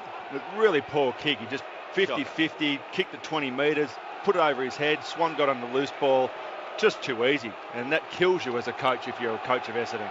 Gee, here's the Collingwood chant. Is that the early crow? Put it up nice and early. 12 minutes into the 3rd term. They're building Essendon out of the middle, though, at the moment. Ryder flies way too early, gets away with it. Dawes gets hold of the footy. He's dragged down before he can clear it. Poked out of there by Pendlebury, gains 15 metres. Howlett's onto it, half-back. Wellingham got him. Wrapped him up as soon as he took possession. Ball spills from his grasp and into the milling pack. Umpire to toss it up. True centre half forward for Collingwood. Ryder down to Stanton. Just sort of threw it away, really. Fasolo gets hold of it for the Pies. Johnson out near Swan, took it on the bounce. Tried to release it back, didn't. Watson got hit from behind. No free kick for in the back. Howlett is onto the loose ball. He bounces it up to Cramry. Davies going past. Brownstown's against them. Zaharakis, though, does get it. Hand pass indiscriminate. Pendlebury took the contact from Cramry. Cramry at ground level. They're all running forward to the ball, the Bombers, and Zaharakis is off and out.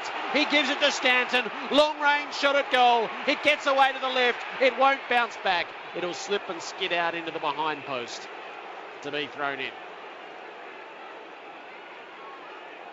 Zaharakis could probably have taken it a bit further. Well, he can't be going bouncing the ball here today. Very slippery. Ryder knocks it towards the back. Tuvey buried.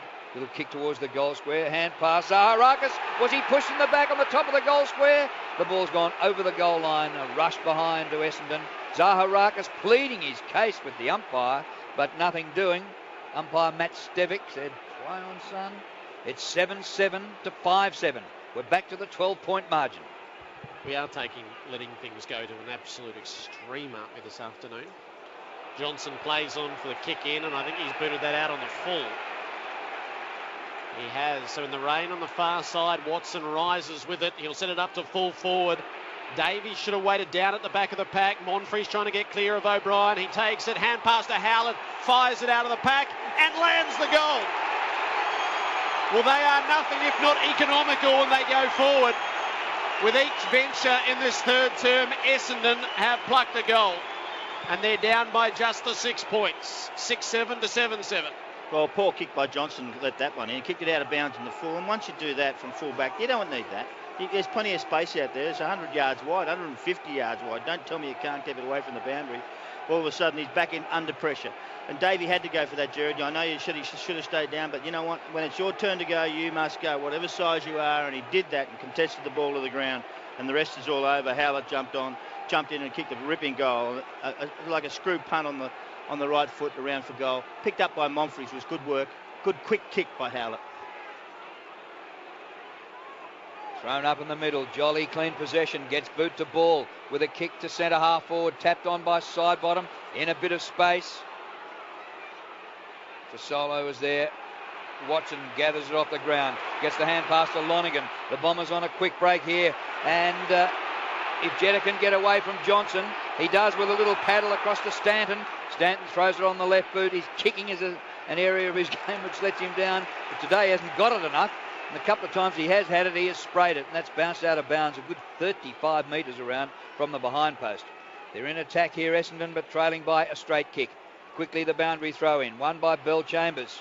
Going goalwards. Lonergan has it kicked away from him by Swan. Free kick. And Lonergan will get a free kick. Was it an in-danger job? Yep. Yep. Lonergan had his head coming down over the ball, and Swan kicked it away about chest height for Lonergan, but it's right in front with the free kick, and a straight kick will level the scores. I don't know if it was that dangerous. I'm not sure. I reckon Swan pulled it. Yeah, he just toe poked it. Lonergan right in front, 25 out, kicks the goal that levels the scores.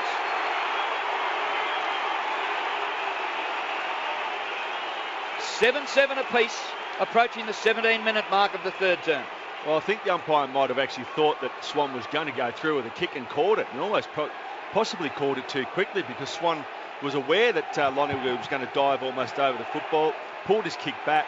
Not sure whether the free kick was there, but you called it, Jared.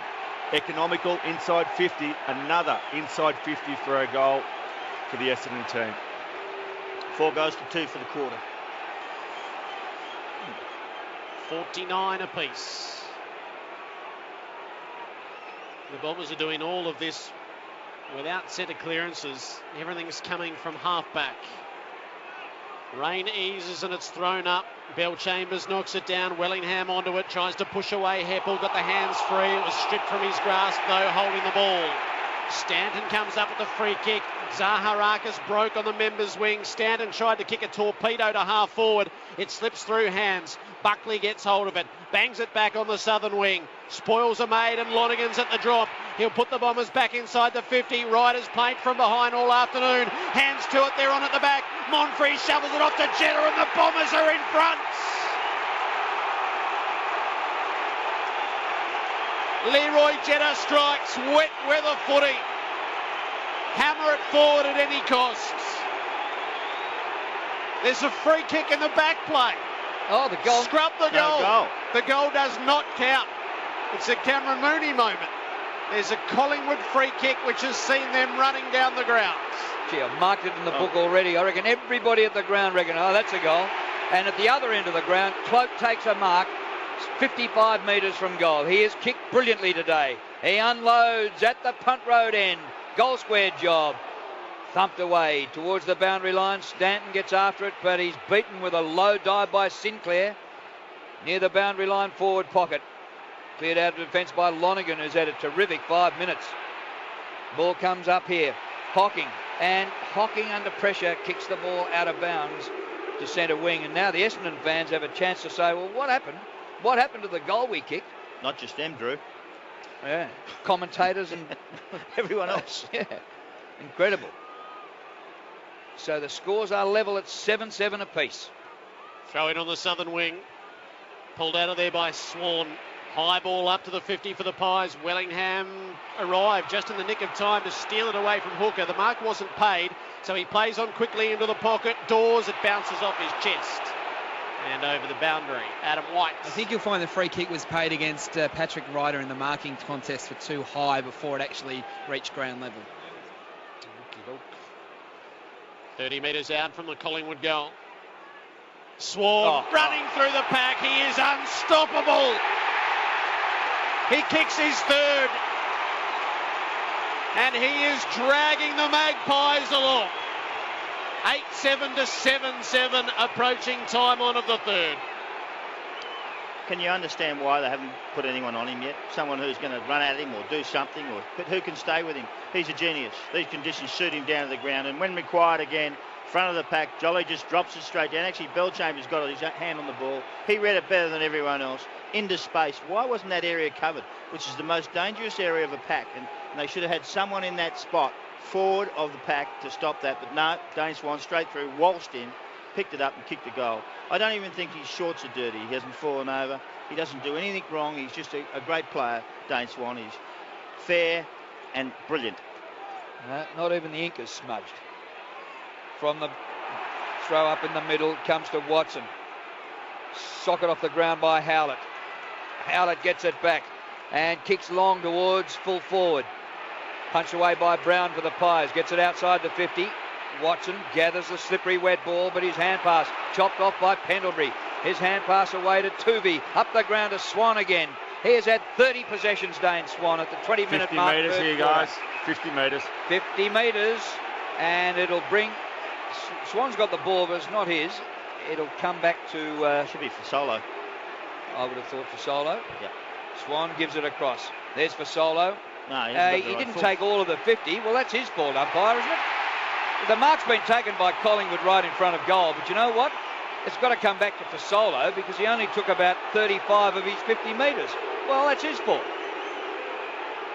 No, they stopped the play, Drew, so it's time on. All right, here goes Fasolo. He unloads a big bomb. Gee, he got some distance and hit the behind post on the full. So a minute ago they had a mark right in front, and now it's a free kick to Essendon. Whitey. Dane Swan's come for a break after another big third quarter. Brent Stanton is trying to go with him. He simply cannot keep up. The Bombers restart play with a long kick. Belchambers has to go the spoil on Jolly. Fell to the side of the pack. Lonergan burrowed his way through, released it to Howlett. Oh, Heppel got knocked off it by Fasolo, who's about to make amends. He set sail for home. He's nearly hit the same behind post on the full. This one sneaks in for a behind. The Magpies lead by 7. Fletcher kicks in. Dyson takes the mark behind centre half back. Well, for a moment there, Essendon had hit the front. But then the goal was taken off them, and they haven't hit the front at all. And now Collingwood lead. The kick over centre wing. Gathered by Delolio. Gets the hand pass to Davey, whose kick is too high for Monfries.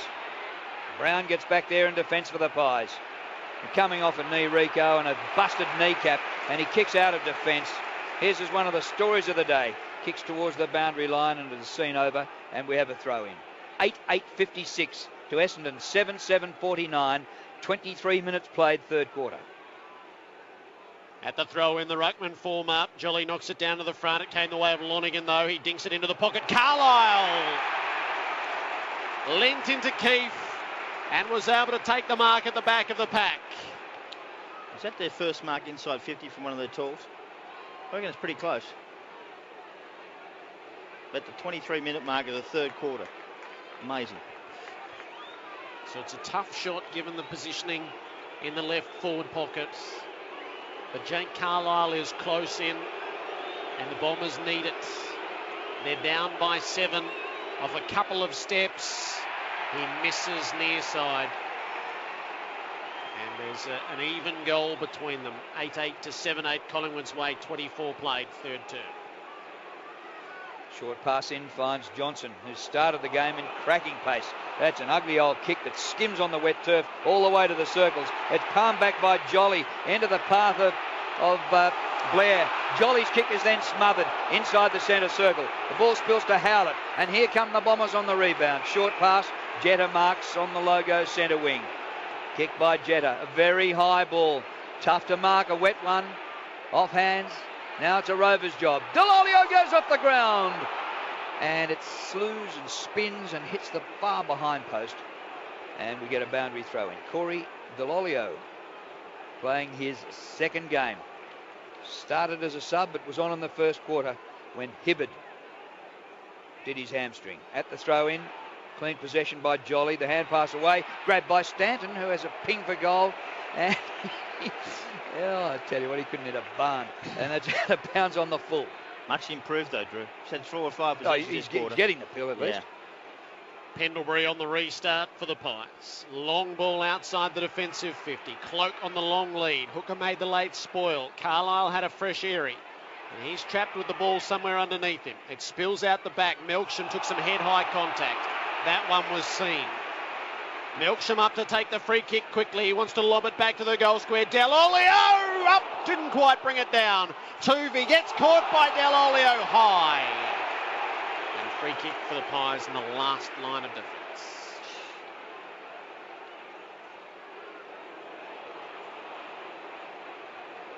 Tuvey with the free. Gee, you'd want to make this good from this position. So he goes close to the boundary line. And it slips through the hands of Melksham. He should have actually taken that mark, but I suppose you can excuse players with this slippery leather ball in these conditions. Out of bounds, throw in. Half forward for the Bombers. Ryder wins the hit out and goes straight to his opponent. Jolly, the hand pass away to Beams. Off to side bottom.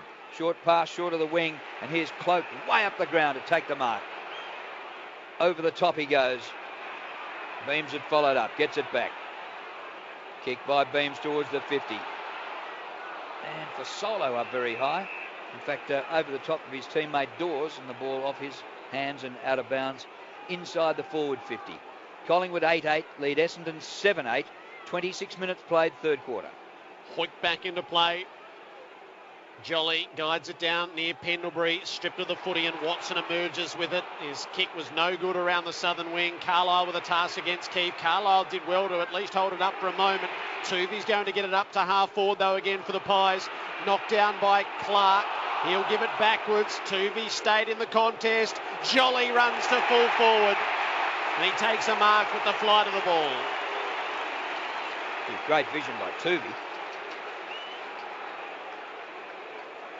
Darren Jolly with the footy tucked under the arm. The mark is 15 metres from the goal front. He's looked more like it this afternoon, Darren Jolly. After a less than impressive start to the season, and from 20 out, he guides it home. And the Magpies restore the lead they had at half-time for all the adventure so far in the term. Collingwood 9-8-62 lead Essendon 7-8-50.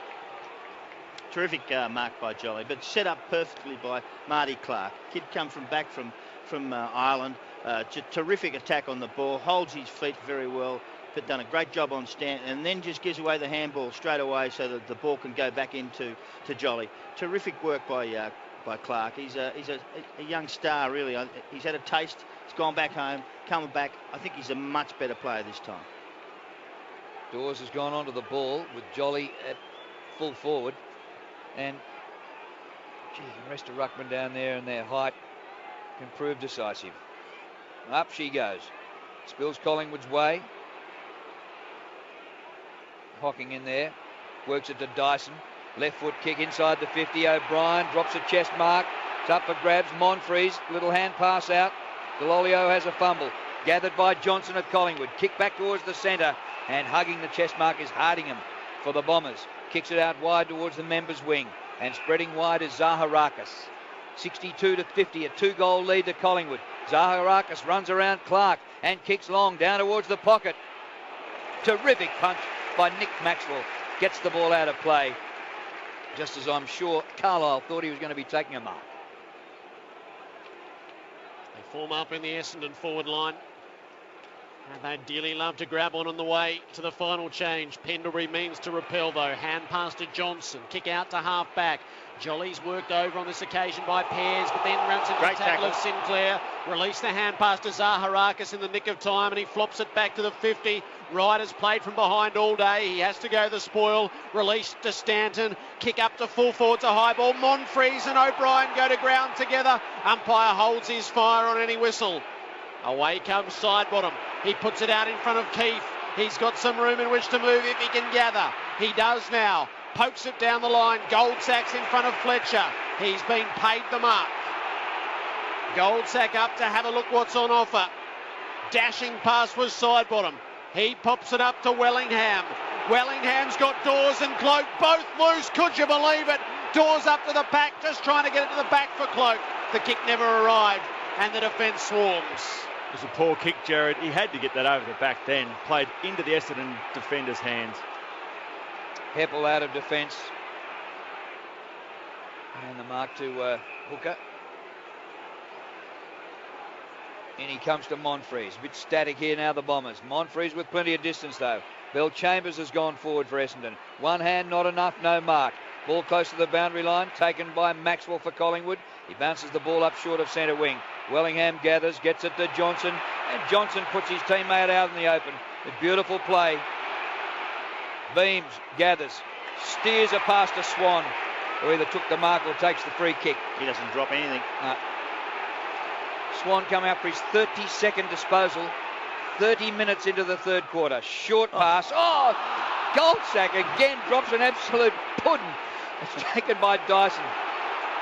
Dyson short pass. Heppel just short of centre wing.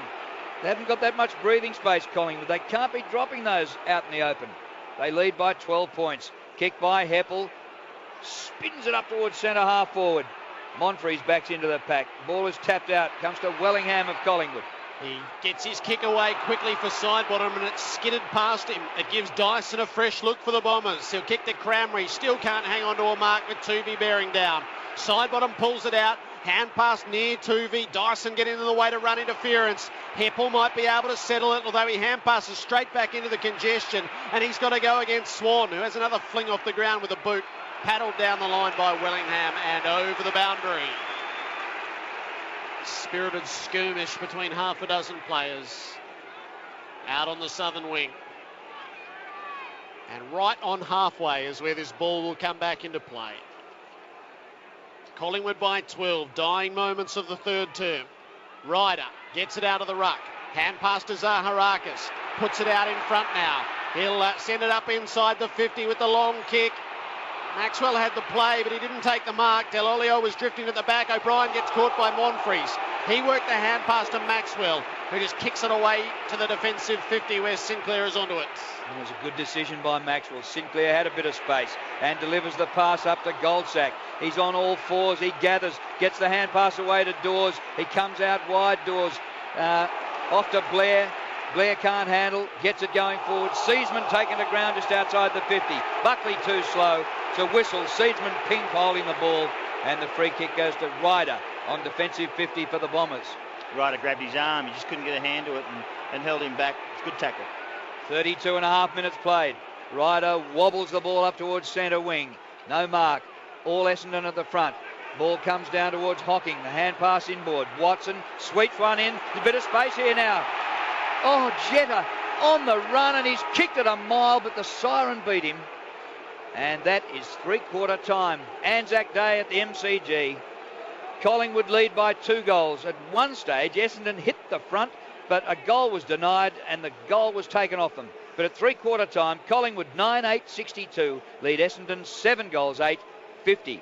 For the Pies, Cloak has kicked 3, Swan has kicked 3, and the rest in singles to Jolly and Sidebottom, and there must be one more, Blair. And for Essendon, 7 goals for them. Zaharakis has kicked 2, Monfries, Jetta, Lonergan, Davey and Hocking, as well as Howlett, have kicked the goals. Three-quarter time, the Pies 9-8-62, the Bombers 7-8-50. To maybe a high-scoring, tight last quarter. Umpire holds the ball aloft, and we get underway for the last quarter. Shortly he'll get down to Adam White. Might have a chance. He hasn't thrown it down yet. Whitey? Yeah, Drew, Ugle still has the green vest on, so Collingwood should be fresher with that injury early in the game to Hibberd with a hamstring. But Collingwood haven't won a last quarter during the course of this year. A thought that Essendon is well and truly aware of. So into the final term we go. Collingwood with the first takeaway. Who else but Dane Swan? Long to full forward. It'll flop in short of Cloak, and Hardingham had to be good underneath. He was. He takes the clean grab. Not a lot on the way out. He's delivered down the wing. Stanton flew up over the top of Swan, didn't bring it down. Cramry wrapped up by Brown. Just about got the footy away from him. It emerged for a brief moment out the back. Zaharakis was awake to that hand pass to Stanton. Bang, hit hard by Wellingham and dispossessed. Pendlebury with the takeaway on the wing. He used beams, got it onto Seedsman, had a bounce on the slippery turf, sends it up to full forward. He's looking for Goldsack at the back, knocked away from him. Hardingham and Sinclair scrap. Dawes gets in there, the ball slides out into the base of the behind post to be thrown in. Swan just going on his merry way. Here's the throw in, right in front of goal. Taken by Fasolo, he loses it. Dyson tries a kick out of the pack. A hurried ball by Beams, and he snaps a goal from about 13 metres out. First goal of the last quarter to Collingwood. They go to 10-8 to 7-8. It wasn't fancy. They got it out of the middle of the ground. That was Swan, of course. Who else would do that? Puts it forward, and they left it in there. They would not get out until they actually kicked the score, and they wrestled and fought, and all of a sudden you can see that, you know, the Essendon heads go down straight away. They kicked the first goal of the quarter, and that was set up because they just kept it in their forward line and fought like hell until something came their way, and that was Beams. 10-8 to 7-8. It's almost time they took Sinclair off, I think, and put Ugle on. I think it's time for that. They need a change. They need something quick and a fresh legs that help. Mark McClure on grandstand AFL. Pause in the middle before it's thrown up. Bell Chambers clearly got his hand to it. Stanton runs into the tackle of Wellingham for the second time in the term. There's no escape. It'll be tossed up for a second time. You talk about players being the hunted. Well, Stanton today has no doubt been Collingwood's hunted player. He's got no free ball at all today. Wellingham gets through the pack, releases it to Swan. Ball took a ricochet on the way through, fell to Dyson. He kicks up to half forward. Crameri hasn't been near it. It falls to the back for Davey, who kicks it off the ground. Ryder trying to get into it. Doubles back on the left. He bounces it at goal. It'll turn before it gets there and go the wrong side of the post. Collingwood by 17. Maxwell in a hurry. To Dane Swan, who's covered every blade of grass on the MCG today. He takes the mark and delivers a short pass to Clark. Boundary line, defensive 50.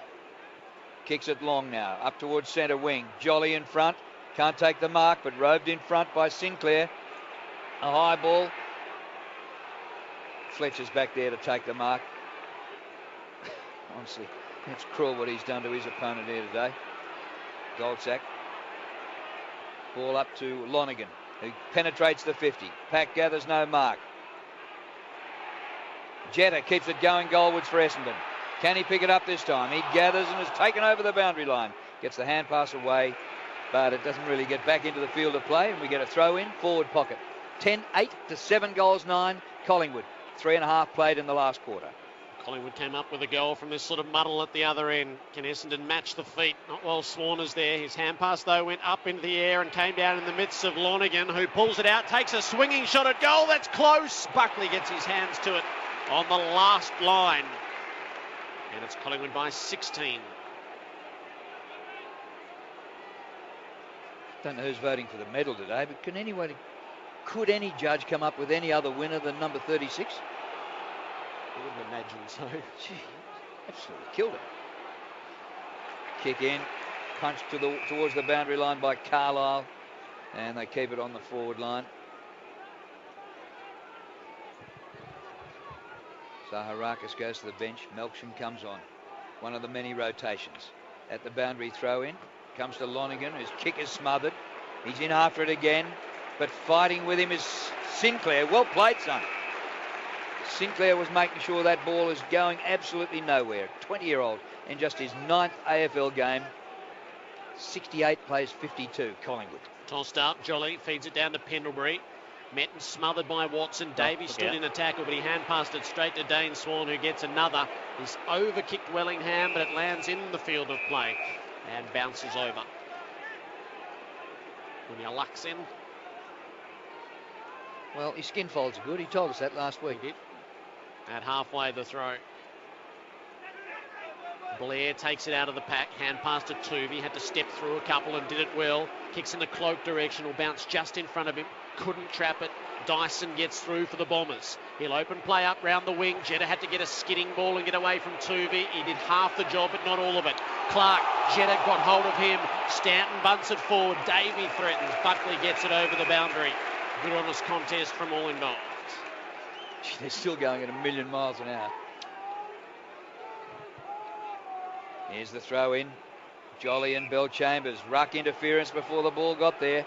Jolly threw his head back, knew it was against him. Bell Chambers from centre wing. He's got some support from behind to Dyson. His left footer, a low zooming ball inside the 50. Hits the wet turf and skims. Ryder gathers the bouncing ball. Hand pass back. Comes to Hocking. Centering ball is good, and an excellent mark's been taken by Delolio right in front. And Corey Delolio has a chance to give the Bombers a bit of a sniff here with a shot from 30 metres right in front of the punt road end. Kicked over 50 goals in the waffle last year for South Fremantle. Here he goes. Socks down. The drop punt is home. Not with that much authority, I wouldn't have thought. But it takes Essendon to 8-10, trailing Collingwood 10-8. Well, can you believe it's 10 points difference? It's hovered around about a couple of goals for most of the afternoon, but I just can't believe that it's 10 points at the moment. Just Collingwood are just dominating all the major aspects of the game, but on that occasion, why did the goal happen? Well, Paddy Ryder didn't give up on the contest.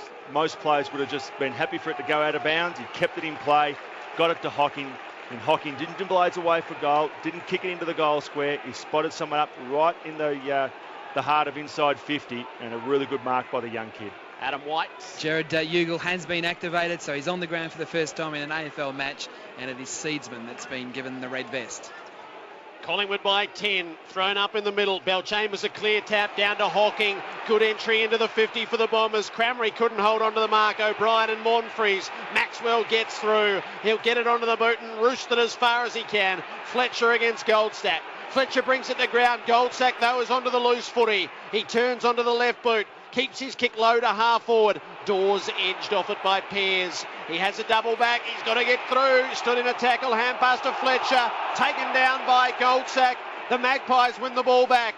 Beams hoisted inside the 50. Hooker, he grappled with Cloak. The ball reached the back. Spilt away from Hardingham and out of bounds. That's where they want it. They want it in their forward line. They want to try and keep it inside 50 now. You watch them all hustle up, keep pushing it back in. At the boundary throw in, it clears the pack. They charge in from all directions. Little Blair, hand pass to Goldsack. Standing start, it's high. Has it long enough?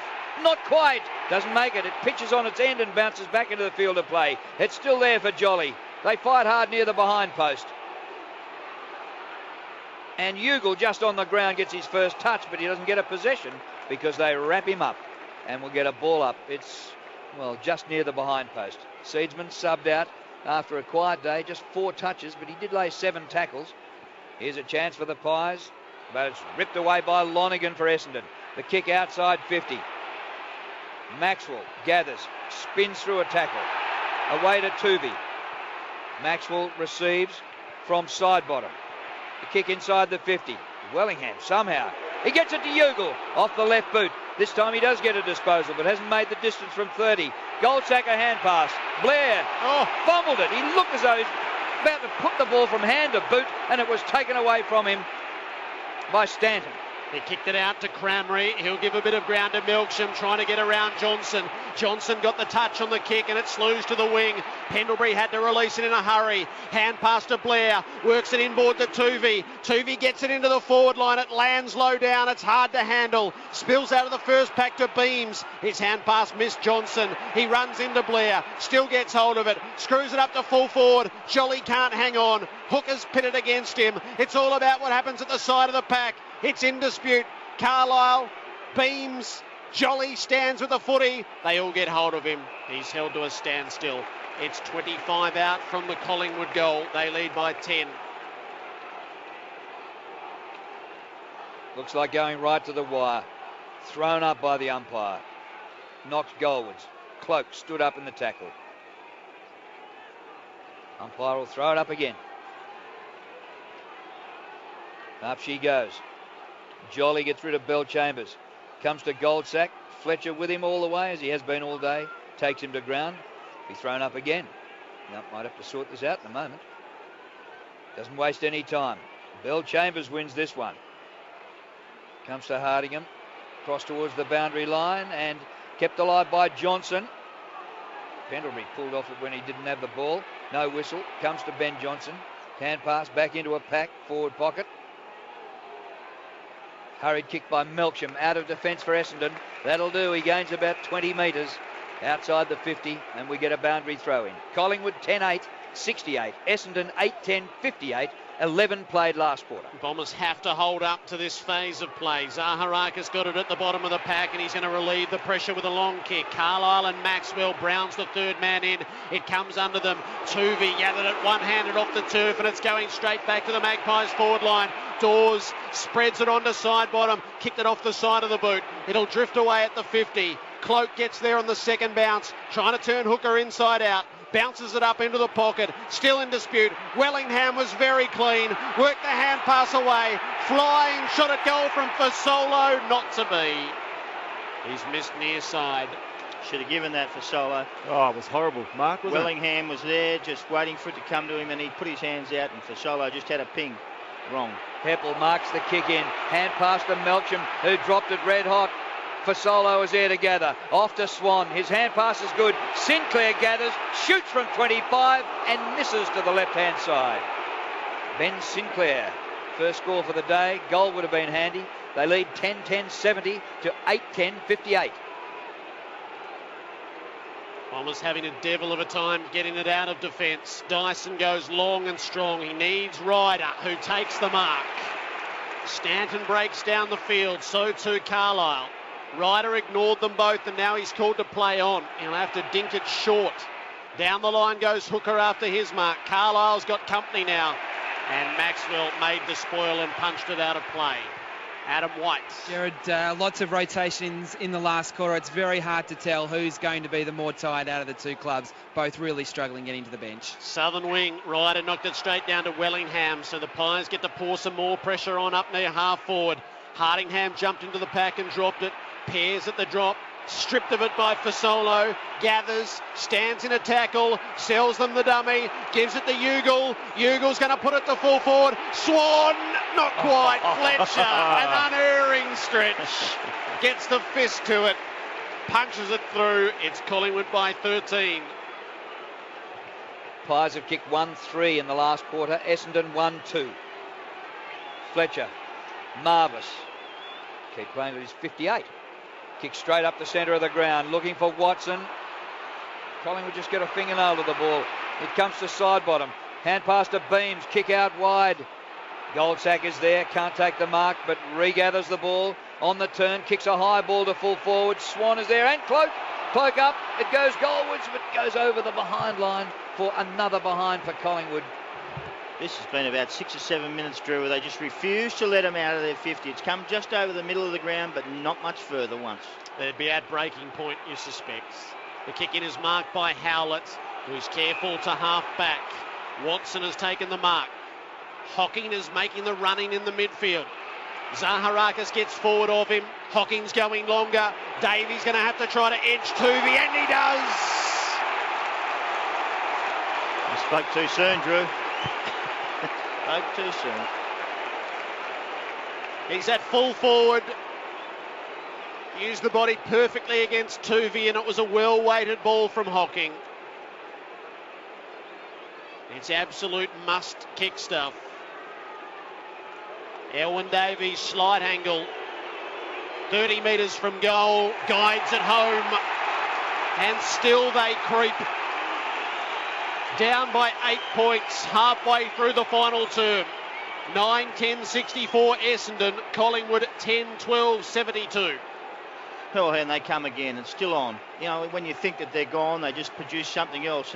And what they just did then was move down the middle of the ground. They didn't go out wide. They didn't try and do anything else. They just kicked it down the middle and just kept fighting away. All of a sudden, Elwyn Davies on the end of a good mark. Get into an open forward line with people with pace and good skills, you're in trouble. They just haven't got it in there enough. Just been locked in their defence too long, but there's still a chance. Big job by Angus Monfries too. He's gone into the middle on this occasion, give Watson a rest, but he's been tagging from a half forward flank on O'Brien, kept in the one possession in the second half. Monfries roves in the middle. Pendlebury wraps him up in a good tackle. And no prior opportunity. The umpire will bounce again. We'll throw it up. Geez, thrown it up in a hurry. Won by Ryder. And this is an Essendon free kick. Jolly put a saddle on Howlett. Hand pass away. Stanton, long kick to full forward. Bell Chambers, the hand pass out. And a kick for goal by Carlisle is offline and through for a minor score away to the right-hand side. Big Jake, 2 behinds today. Adam White. Crucial players have been on the bench. Cloak is about to come on for Collingwood, but it's Fletcher on the bench for Essendon and Crameri trying to get one final rest. Johnson in long to Maxwell, who couldn't hang on to the mark, but he did get the footy. Uses Ugle off to Buckley, bounced it halfway. Cloak rides shotgun from the bench. Hand pass went to Fasolo, and Cloak still goes. Longer with the kick. Dawes plants himself. Dyson got a hand in there to push it away and get it out of play. Crowd goes up at 86,932. Collingwood leading by 7 points, and they have it 40 out from their goal at the throw-in. Ryder knocks it to open space. Not a bad play. Hardingham goes off the ground, gains some territory. Brown out-muscled Bell Chambers. No, he pushed him. Bell Chambers with the free kick on the members' wing. He wants to give it to Heppel running past on the left boot. He's kicked it to Davey, who's going to be outnumbered. It will never arrive. And Pendlebury guides into mark. Pendlebury giving the signal, slow it down. It's too early to close up shop, I can assure you. Now kicks it straight to Bell Chambers, who had an easy task to outmark Ugle. Rotten kick, Drew. That was a rotten kick to Bell Chambers then. Tom Bell Chambers with a kick back inside the 50. Kick to kick, straight back to Pendlebury. Across the ground he goes to Maxwell. So Collingwood will come down the Great Southern Stand side. Maxwell puts the kick out in front of Blair. And it's too wide, and that's untidy. And the ball out of play might have been a pretty good result eventually, because if Blair had lost that contest, Melksham would have been away. 72-65. 7-point lead to the Pies. Nearly 18 played last quarter. Ryder and Dawes get there to contest the ruck. Side bottom off the ground. Kicked it out on the full. So the Bombers get it back. Defensive side of the middle. And everything not as it should be according to the umpire. Dyson is not on his correct angle outside the boundary. There's an opportunity here for Stuart Camry. No doubt at all. He's been out of it all day. Well, Dyson got himself into a real bind there, and Sinclair threw himself at the boot, made a smother. Dyson's got to make amends. He kicks it out on the full. Error begets error, and Collingwood get the ball back. He had to switch on through Fletcher, and he didn't use it. Swan chips it to Pendlebury. He's already made his intentions clear, just to steady things down. His pass is better on this occasion. Side bottom on the lead for him. Just forward of the middle. He's been called to play on, and he's going to give 55 metres as he goes backward to O'Brien. Harry's got it at halfback. Kicks across the halfback line to Johnson. He's got Keith further across, and Keith marks, so they've gone from left halfback to right halfback. Now Keith down the line, and Brown takes the mark. Nathan Brown, last time he played here was the grand final replay, 2010. Knee problems since then. Back to Keith, and they look as though they put the cue back in the rack. Surely it's too early. Across the ground, side bottom marks, gets the hand pass to Clark. Now he goes long to full forward, beams a chance, and Cloak, it bounces off the chest of Cloak. Row by Swan, unbelievable. Little dribbly kick towards goal, didn't make it, and Essendon are able to get it out of defence, but he does hit contest at 1,000 miles an hour, Dane Swan. Now the kick by Monfries is out of bounds at half-back flank, and Collingwood keep it on the forward line. They're 10-12-72 to 9-11-65. 20 minutes last quarter. Because of a great chase by Goldsack. At the throw-in, Bell Chambers knocked it down. Pendlebury, though, hand pass to Dawes. Kick didn't go very far. Wellingham will turn at the 50. He's given this a good ride to full forward. Cloak dropped it on the behind line. It's a minor score. Collingwood by 8.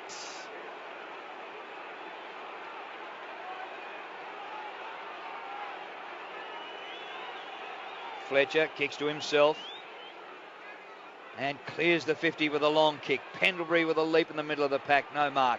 It comes to the front. Bell Chambers, a little hand pass. Up to Zaharakis, who has a fumble. He's closed down by Pendlebury and forces a stoppage out near the wing. Swan 39 possessions. Pendlebury 31. Beams has had 32. The leader for Essendon is Dyson with 24. Wellingham kick across the ground, not much distance, and it's marked by Watson. The kick by Watson to half forward. Chance here for the Bombers. Zaharakis in a bit of space. He penetrates the 50 down to Crameri, who's been stone cold, but instead is taken by Stanton out in the pocket. The miracle goal, eh? That always works. Well, I don't know what he did there. He kicked it 20 metres up in the air and about 10 metres along, made it easy to knock it over the boundary line. Tried to win the game. That's what he tried to do. Absolutely. Bombers deep forward, a goal here, and we have just the grandstand finish to Anzac Day. Lonergan got through the pack and he missed. There was nothing between him and the goal. He should not have missed. He did. And they trail by 7 instead of 2. Harry O'Brien plays onto himself. He wants to clear the long ball. He doesn't. Zaharakis gets there to intercept. Well, they look a bit rattled, the Pies. Yeah, they're ragged. They are. They look a bit rattled. Zaharakis looks for the pass inside the 50. Crameri can't get hold of it. Delolio couldn't at the back either. And it gets away from him out of play. Just making fundamental mistakes, and they shouldn't be doing that. It's not a side that's going to play in the grand final if it looks like that. Essendon needed James Hird. The throw in. Bill Chambers wins, comes down to the front. Delolio has it ripped away from him by Buckley. His kick goes nowhere. Comes to Hocking. Little hand pass. Delolio off the left. Oh, he hasn't made the distance from about 20, and it's rushed through for a minor score. Whew. He's kicked 2 behinds, Corey Delolio. Yeah. If Essendon had Hird in number 5 instead of Stanton, this could have been going the other way. Well, the draw is right in play here. It's a goal to difference with 5 minutes to play. Johnson came long out of the defensive area. Essendon got numbers to it, but they haven't got the pill just yet. Sidebottom's trying to hold it up. Paddled to Pendlebury. Hand pass to Blair. Mown down in a strong tackle by Melksham. Jetta releasing hand pass to Hocking to Dyson. They're not quite through yet. Hand passed in there to Howlett. Shoveled it forward the play. Lonergan gives it off. Hocking with the shot. Davies, the lone man back. It's going to land, and he marks in the goal square. Scores are about to be level. They muscled it out of the contest, and Elwyn Davey ties things up. It's his third. It's 10-13, 73 each of 2, and there's 4 minutes and 1 second to play. Well, not at any stage did they look like they were going to win this game, but they do now. Not at any stage did they think that they could win this game. They probably do now. This is an incredible game of footy. The Pies have actually dominated most of it, 70% of the game, but are not in front at this stage. They must be kicking themselves. They went defensive there when they should never have gone defensive 5 or 6 minutes ago. You've got to put one more on the board. That's what happens here. This is one of the good chokes of all time, this one. This is a beauty coming up here. They were well in front, had the game in control, and gave it away. Thrown up in the middle. Jolly wins. Swan roves hurriedly on the left boot. Sinclair gathers on the 50 and turns Fletcher inside out. Sinclair for goal. Oh, he's missed to the left-hand side. He had a fantastic opportunity there, young Ben Sinclair. But Collingwood lead by a point. Are we going to get the same result as we had in 95 that started this tradition? Of course, it was a famous draw. Hardingham kicks it in to Heppel. Heppel will guide it out to Hocking. They reach half back. Down the field he goes to Stanton. Each precisely executed. Stanton will get it onto the right boot. Ryder's his man. He's got a couple to beat. Tuvey across the front. Didn't hang on. Jolly and Monfries contested the ground. Ryder stands against Tuvey. They push and they pull and they tackle, and it goes all underneath. To be bounced forward of the wing for the Bombers. Gee, they've got 10 days off after this. They're going to need it. Oh. Jobe Watson can barely pluck himself off the deck to give the ball back to the umpire, who throws it up. But Watson wins the hit out. That's where you find something extra. Zaharakis bursts onto it, but is dispossessed. Finishes up going without it. It is socket over the boundary line for a throw in down towards half forward.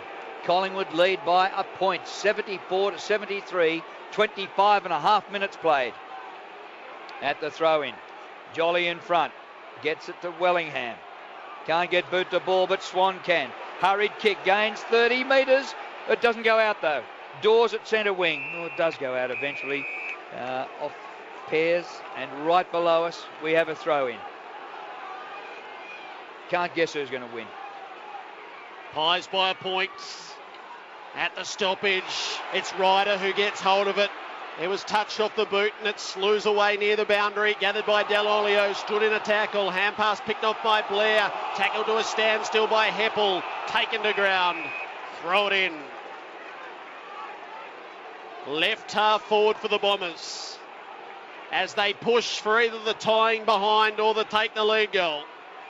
Jolly knocks it down to Hocking though. Bombers inside the 50, high ball. Maxwell couldn't hang on to the mark. Wellingham took the tackles at the drop. He's trying to get rid of it. He can't. The ball spills around in the pack. It might come out. Lonergan to Howlett. Great smother by Brown. Ryder gets another look. Up to full forward. It's all on the bounce. It bounces away from goal. Carlisle's got it. Hand pass. Stanton at last. Yes! Brent Stanton finds redemption at the last hour. He's kicked the goal to put the Bombers in front. 11-13-79 to Collingwood 10-14-74. 27 on the clock. Great lesson in never giving up. A great lesson in continuing to play, even when you're not playing well. They continue to keep fighting.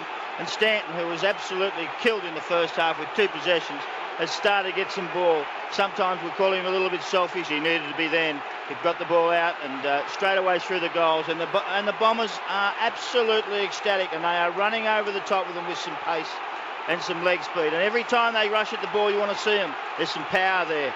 The Pies are gone, I think. Jolly wins the head out in the middle. It's taken by Pendlebury. His kick outside the square. Ugle charges at it, gets the hand pass away. Kick there smothered off the boot of Sidebottom. Here they come again though inside the 50. Cloak gets a touch but not a possession. It's cleared out of there beautifully by Pears. Out towards centre wing. Collingwood have the numbers 2-1. Pendlebury shows them the ball. Takes it away. Kicks towards 50. Sinclair hugs a chest mark. 51 metres out from goal. About a minute and a half to play. Kicked by Sinclair to the goal square. No mark, but it goes goalwards, and Blair goes off the ground, soccers the goal that puts the Pies in front. Hang on. The umpire is having a chat. He's going to the replay.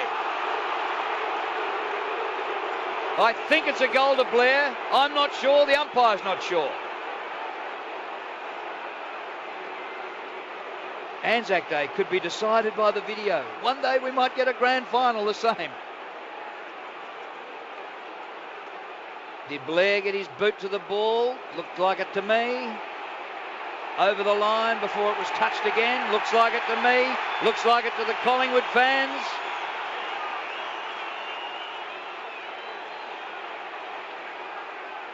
We wait on the verdict. The umpire's taken possession of the ball in the goal square. Goal! Collingwood by a point. Listen to the crowd. It is extraordinary. That just adds to the theatre of what's a great occasion in the fixture of AFL football. Who could believe the result we've had here? Whilst it's not over, it's just been an arm wrestle in the last 5 minutes. Dramatic. Stanton being down, kicks a goal. Blair being quiet, kicks a responding goal at the other end, and adjudged by the video referral system. The theatre, it's extraordinary. There's 80 seconds to play. Essendon are going to have to win it all over again. Thrown up in the middle. Jolly trying to bring it down. Ryder steals it from him. The kick didn't go far. Davies onto it. Not releasing it in the Johnson tackle. The umpire runs in to throw it up. Approaching half forward for the Bombers. It's a game of metres right now. Third man up, Heppel spikes it down. Davey got it, kicked the full forward, out in front, Cramry. He's been nowhere either. Can't mark, hit hard by Blair. Hocking at the back, shovels it off. Heppel was taken without it. No free kick. O'Brien bumbles it out of there. Taken by Hardingham though. Squaring ball, no good. No good. It's marked by Ugle. Collingwood have it. Good chase by Harry O'Brien to run down his own kick. Oh, he's caught from behind Ugle. He didn't hear Zaharakis coming. It spills to Watson. Hurried kick by the skipper. Goes out of bounds in the forward pocket. Or did it? That was out. It's kept alive according to the officials. And it's still here for Collingwood. Cleared by Marty Clark outside the 50. Swan gets the mark. Is that fitting or what? Dane Swan has been absolutely unbelievable, coming up for his 42nd possession in the last minute of the game. Collingwood lead by a point. And he's going to hold it up. He might be run down by Davey from behind. He kicks down the line to centre wing. No mark. Siren! What a game! Collingwood survive by a point, and the Bombers lose their first game for the season.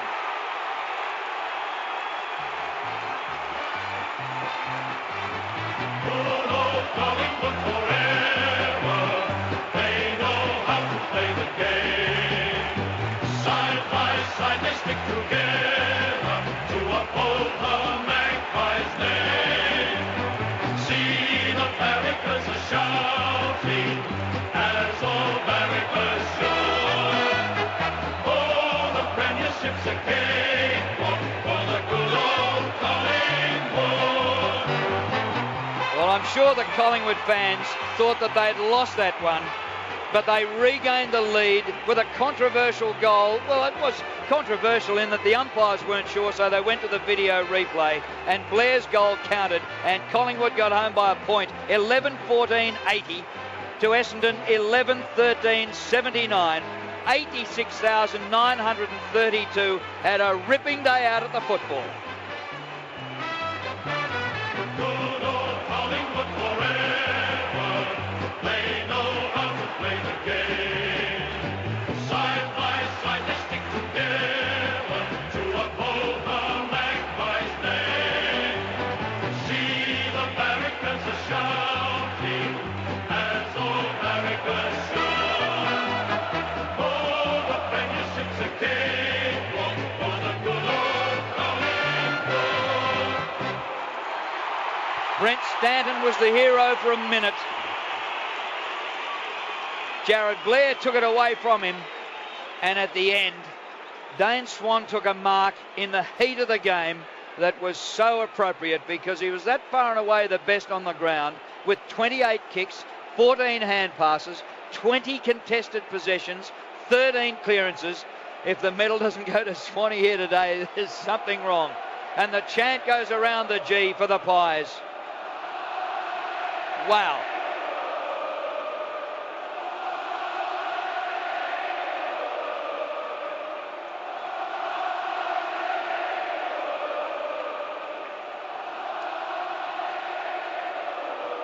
What a refrain at the end of the day.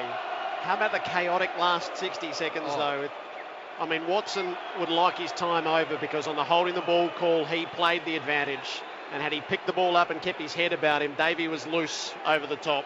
And instead his kick sort of slewed away from everybody. We're going to get the medalist.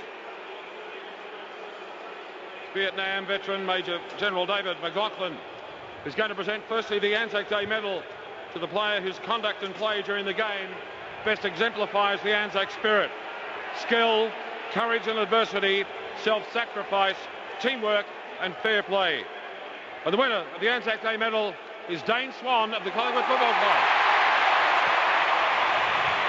Hard to imagine there could be a more emphatic winner through the years than this. 42 disposals, 20 of them contested, 13 clearances, 6 tackles to go with 6 marks. Extraordinary performance. First of all, Essendon, you're undefeated for a reason. Awesome game, and we were pretty lucky to pinch it in the end there.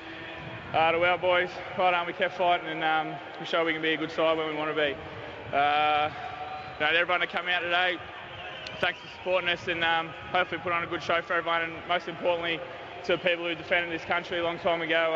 Such an honour to play on this day, and hopefully you got a good show today, and thanks very much everyone. The reigning Brownlow medalist Well with the done for Anzac those medal ones. as well. And now this perpetual trophy provided by the RSL in dedication to the memory of those footballers who served in times of war. The names of VFL footballers known to have sacrificed their lives during active service are inscribed on the trophy.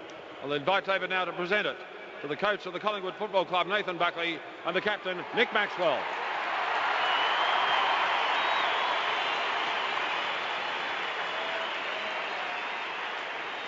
So this new combination, Buckley, who knew these days so well. Firstly, I just want to thank Essendon and all the Essendon supporters. Unbelievable game, and you put up great effort. To our supporters, thanks for coming out and thanks for sticking with us over the last few weeks.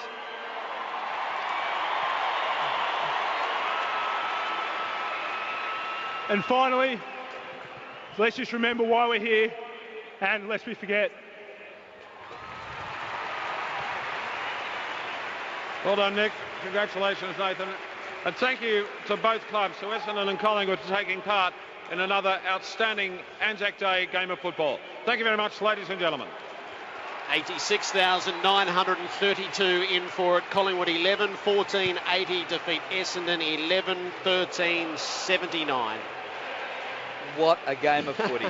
I mean, Collingwood's only 2 wins prior to this were, as Sellers said, in 15-minute bursts, but that was a game where they had to play all day plus some. This all happened in such a hurry. Did we give the goal kickers? No, you give the goal kickers and then we'll let Mark loose. Well, Swan kicked 3 and won the medal. Cloak kicked 3. Blair kicked 2. And singles for Collingwood. Beams, Jolly and Sidebottom. And for Essendon, Davey kicked 3. Zaharakis 2. And the rest were singles in a well-spread goal kickers list. Stanton must have thought he had the winner when he kicked one in the last quarter. Monfries, Jetta must have thought that he'd won the game too when he put Essendon in front until the goal was taken off him.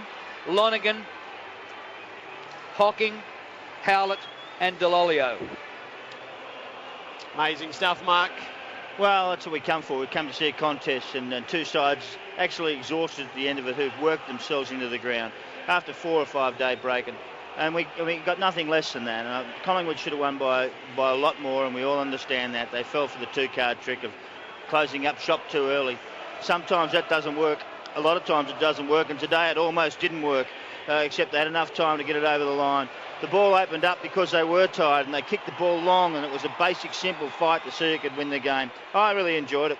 I mean, the possessions at Collingwood were miles in front of the possessions, something like nearly 50, 45 or something like that. They were in front in possessions. They were in front on the contested possessions, uncontested possessions, and all the key components to win a game except tackles, because they had the more ball.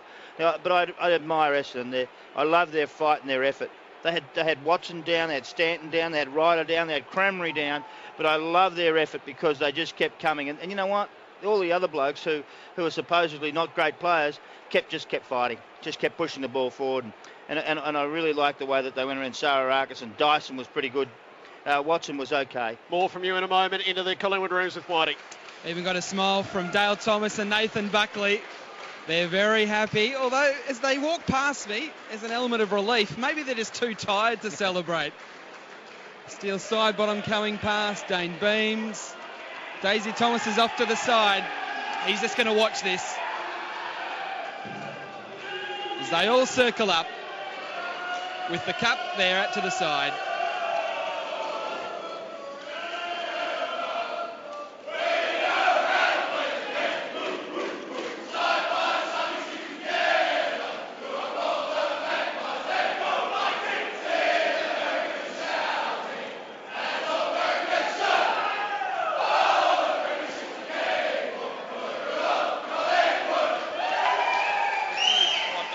Kirk Ugle was in the middle. He got showered with sports drinks, as is often the case here in Collingwood.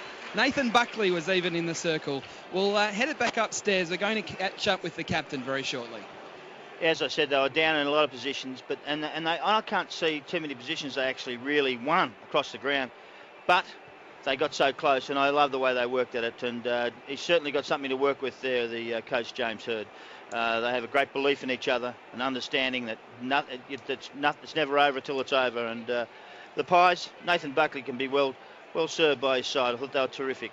They got a few little problems with their side. They got a couple of little things that they can fix up. But a good, solid victory this afternoon against quality opposition who are top of the ladder at this stage. Okay, our news radio audience will depart during this interview with Nick Maxwell. Adam White. Thank you, Jared.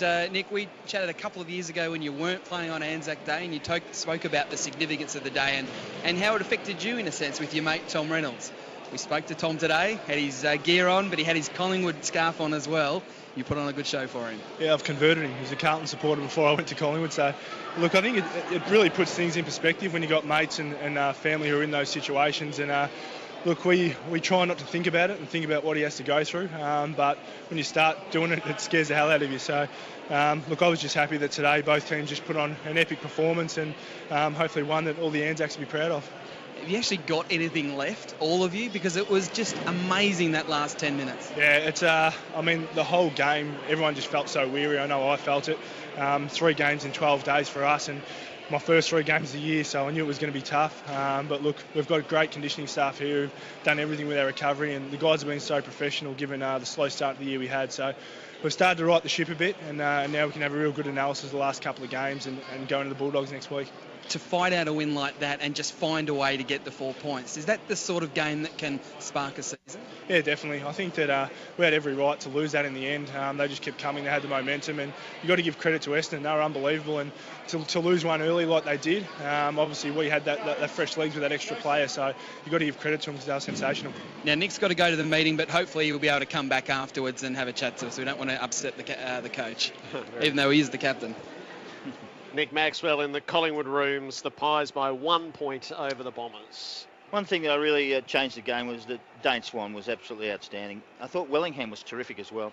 Brown on his job did his job extremely well. O'Brien early was just brilliant. He had plenty of the ball early and just dominated and kept them in the game. And I thought Marty Clark's job on Stanton was just terrific.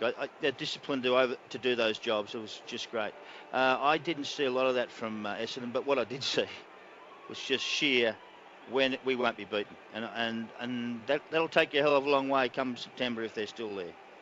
Your thoughts, Chris? Well, I agree with most things Mark says, and on this occasion I have to say that again. It was just an extraordinary game. The theatre, that last 2 minutes of play, it was what we came here to almost expect to see, didn't we? The results on these games have sometimes not been fitting for the day.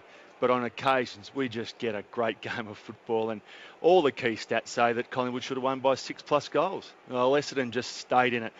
Those moments in the third quarter where they just went inside 50 a couple of times and scored a couple of times, it just meant that they were just a little bit more efficient inside 50, which brought the scoreboard a little bit closer. But that's what happens. When the scoreboard's close, anything can happen. And the opposition feels that. The opposition can feel the fact that we've had all this play, we've had all this possession, we've had all these inside 50s, we're winning all the key stats, and we're only 2 goals in front. So in a lot of ways, it was an extraordinary result in the end. Our news radio audience departs the MCG. Collingwood 11-14-80, defeating Essendon 11-13-79, a 1 point result on Anzac Day.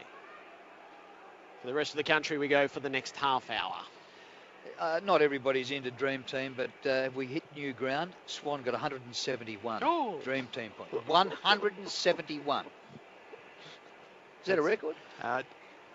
It's a big number. I don't think it's a record. I thought 190 was. I think Ablett had a couple, maybe a couple of years ago, but that's as big a number as you usually see.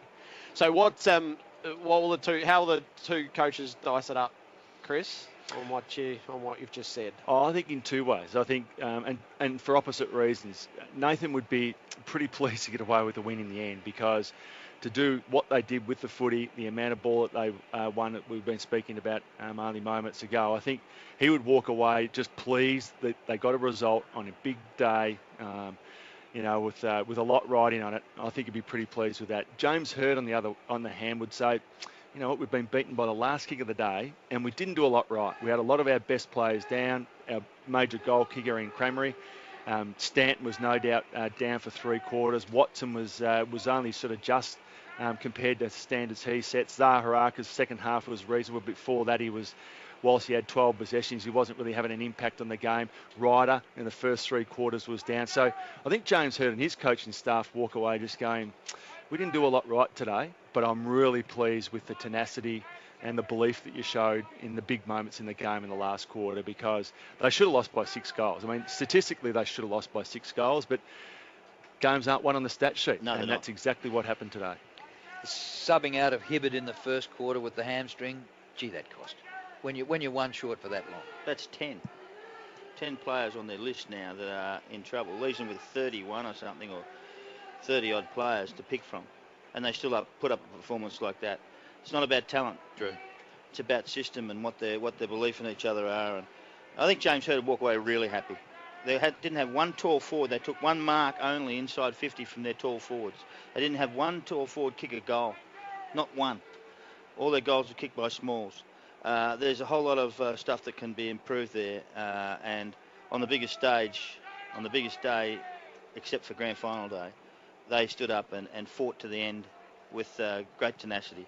And not much going for them. I reckon James Hird would be wrapped. He might not say it, but he'd be very pleased. Shall we throw the lines open, get a sample of how people feel at the end of that? 1300 222 774. 1300 222 774. Your verdict on Anzac Day 2012. Collingwood by 1 point over Essendon. A remarkable last 5 minutes or so of the game.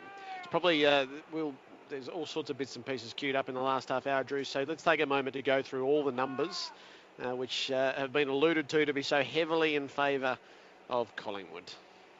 Well, it's Swan first, Daylight second. Swan, 42 possessions, 20 of them contested, 13 clearances, 6 tackles, 5 inside 50s, 3 goals won, and the 3 goals won makes him the leading goal kicker on the ground, level with Davey.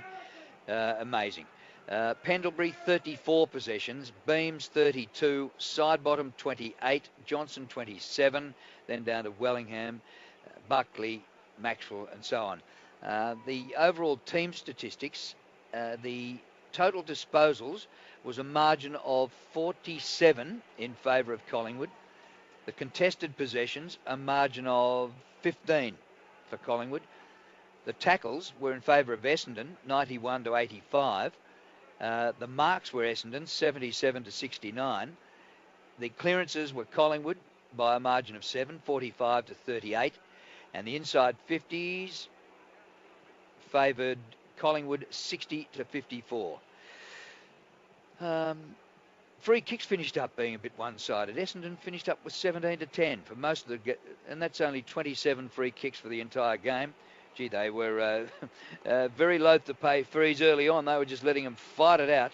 But what a terrific game they produced, the umpires. I'm not sure how come they didn't work out that Blair's kick at the end was off his boot and got over the line without going to the video. But anyway, be that as it may, I thought it was umpired pretty well. I reckon supporters of both teams will say, bull! We were robbed. But anyway, a 1 point game. It was just fantastic. 11-14-80 to Essendon, 11-13-79. One team had it won, had it taken away. The other team got up by a point. Amazing. Gee, you could write 50 pages on a game of football. And on what we've seen from Dane Swan in the past couple of weeks, he was put firmly under the hammer. He's responded with being best on ground 2 weeks in a row, but this performance was quite something. Oh, I think it was too, Jared. And I think when you look at the standards that these guys have set over the last couple of years, you come to expect it every single week. The consistent level that they play at, Pendlebury, Swan, those types of players, when they have an off couple of weeks, you're just starting to think, oh, gee, the whole team's sliding and so are they. But he's rebounded beautifully over the last couple of weeks. The thing that I've really, and we asked him after last week's game on Grandstand when they played Port Adelaide, do you sense a responsibility that now Luke Ball's not there, that the leaders within that midfield group that are going to be around the action, around the coalface, need to really step up? And I think he, over the last 2 weeks, has been catalyst for them winning the ball around the stoppages. To have 13 clearances, the next best on the ground I think was 7, wasn't it? And I think that was Lonigan from Essendon. I mean, it's almost double clearances than any player in the game today. It says a lot about a bloke. You can get the ball on the outside, but he does it all. Forward, back, middle, 3 goals.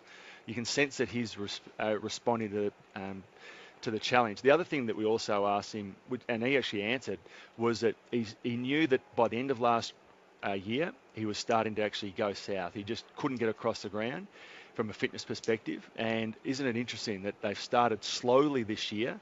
I just wonder whether there's somewhat of a plan for those types of guys to actually hit the end of the year running, because he indicated to us last week that, well, I've tried to time my season for the end of the season, not the start, and it's interesting to see the way it's panning out.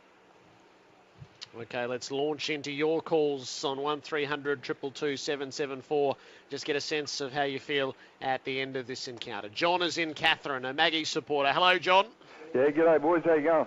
Good. Yeah, good call again. Yeah, really good. But, hey, I just thought, we keep raving on about Essendon, but how about the Collingwood boys? They've still got half their team out, so they're looking pretty good to sort of start bloody firing back up again. John, they've been a bit down over the last month or so, but today was their best performance. They've consistent most of the 4 quarters. Only that last 5 or 6 minutes where they try to slow the game down. And look, we talked about their great players, and we have no doubt about it. They've been fantastic, and they should have won by a lot more. But if you had been here and you had watched the game, you would have gone, how did Essendon get close? How in the hell did they get close, John? So no doubt that your blokes are pretty good, and you've got a few injuries as well. We all understand that, but that was a hell of a game, I tell you. Good on you, John. Greg's in Bunbury. Good afternoon to you, Greg. Well, good evening. It's still afternoon here, mate. Still early. Very good. Just want to congratulate you guys on a great call. Listening on the radio, of course. The umpire's decisions when the goal, and they went to the TV a couple of times. But now I just want to change it a touch, because I'm not a soccer fan, but soccer need to use TV. Can I just leave that open with you guys? Yep, you can lob that. Although I'm not sure on the TV replays from the A-League Grand Final that by the time they took the penalty, they would have had the right answer. The answer didn't come for 24 hours until they found the super slow-mo. So I've been intrigued throughout the week as people are saying use the video as to what the answer would have been. Stephen's in Parkdale. Stephen, welcome to Grandstand AFL. Hey, Jared. I'm a Chelsea supporter and a Collingwood supporter, so that's going to piss everybody off. But after Lionel Messi missed that penalty this morning, I'm very happy. But going back to the video, that was definitely a goal. Blair or the other one? Blair was the goal. Yep. But the other one wasn't a goal. Yeah, well, I think as we sit here, we would think that both of them were right, wouldn't we? Yep. It will be an eternal mystery how Goldsack sort of never got that through, but he didn't seem to get it through. He didn't get anything today. No. He didn't get anything done. And Blair's brushed the inside of the leg. I mean, the ball changed direction dramatically. Yep. I'd be amazed if anyone held a different view to that. I just saw an interesting thing. There was a camera out on the ground, and the bloke who was being interviewed was Craig Kelly. Being interviewed on the ground. Don't know what's going on there. He's a powerful man, Craig Kelly. And I'll just throw him up as a potential candidate to be the next Collingwood president. There you are. That'll be the Collingwood Club Show. You're all over the Collingwood Club Show. You had him pegged last week. They had Buckley mic'd up, and sure enough, it was all on last night. Yep, and I had to defend myself against some comments I made a couple of weeks ago about, the Collingwood boards, and a few rumblings there, and people had a crack at me. And anyway, how well are they going in the last couple of weeks? Just by the way. 11, 14, 80 over 11, 13, 79. Collingwood over Essendon. We'll just line up a couple more calls, and Adam White will be back with us shortly. Nick Maxwell in the rooms there. 86,932 sits nicely in with the series of matches that they've put together on a pretty ordinary day in Melbourne. Yeah. Am I on a little bit of a hobby horse? I've been a bit of a fan of him. He comes from my very town, but I can't work out why Goldsack plays on the forward line. On the evidence of today, they played a bloke who in 73 games has kicked 8 goals. Well, Drew, it's hard to answer, but there's greater minds than us that sit in boxes over their little boxes and have headphones on and do all those sorts of things. Well, you blokes both played forward. Yeah. Any comments, either of you? I think he's got some talent. Look, I really do think he's got some talent. He had a poor day. It's a hard day out there today for a tall forward. He's 6'4", 6'5". He's not a running forward. He's not a jetter. He's not a Fasolo. He's not one of those type of players. He's a tall forward, and what his job was to keep Fletcher out of the way. That was his job. So, sometimes what you see is not what you get. Okay. Okay, let's get back with Adam White. Whitey? Yeah, thanks, Joe. Before we head upstairs for some questions, what Nathan Buckley was saying, Nick, to you just then? I just spoke about some of the stats and I guess contested possession and some of our tackling and our tackling efficiency, the stuff that we really want to get right, the stuff that we haven't had right in the first few weeks. So we haven't really been focused on skills or goals or anything like that. It's just those defensive aspects of the game, and today we were really good there in those areas. And he also obviously pointed out Marty Clark, who had a big job on Stanton today, and we felt he did a really good job. Can you enjoy this win? Because this is pretty special. Like Collingwood fans, I've never heard noise like it at the end. I thought I heard the siren 3 times. I was like, oh, is that the siren? Oh, no, it's not. Everyone's still going. So I didn't know what was going on out there. But look, it was just great to get it in such a tight game. And because it's so close, I mean, obviously they're going to be really disappointed. And Buck sort of said, look, if you didn't put your body on the line in every effort, then we might be sitting in here and feel that disappointment. So it was great to be the ones with a smile on our face. Boys, upstairs, go for it. Nick, it's Chris Grant here. We shouldn't be surprised by this result at all, should we? That both teams, one love playing in it, but they just give their all, don't they? Yeah, you're right, Chris. I think that, we speak about it all the time when approaching Anzac Day, saying that it doesn't matter where the two teams are on the ladder, there's always going to be a tight game, and there hasn't been many blowouts. And when there has, it's sort of been last quarter blowouts. It's been tight for a few quarters. So, again, today was the same. And, I mean, particularly a lot of people made a lot of the 4-day break. But, look, both teams obviously know how to go about it. They don't actually train much. And we probably thought we would have had a chance to run over the top of them in the end, but just shows the courage of a lot of their players.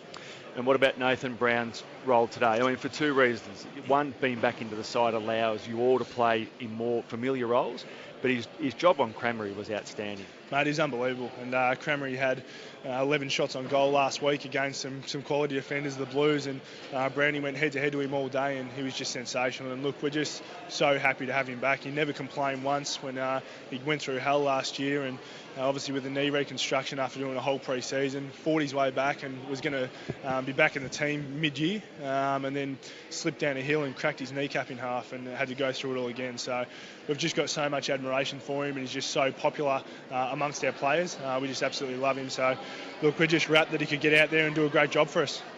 Nick, congratulations. Really good win. But I want to talk you through that last 5 minutes. Yep. Pendlebury takes a mark out here on the half-back flank. You're 7 points up or 6 points up, so he holds the ball up. It's the 15-minute mark of the last quarter. And you send a message to the opposition that you're going to put your cue in the rack. And you know what happened then? Almost lost the game. So I go from there? Yeah, please, let's go. Well, yeah, that'll be something we'll look at.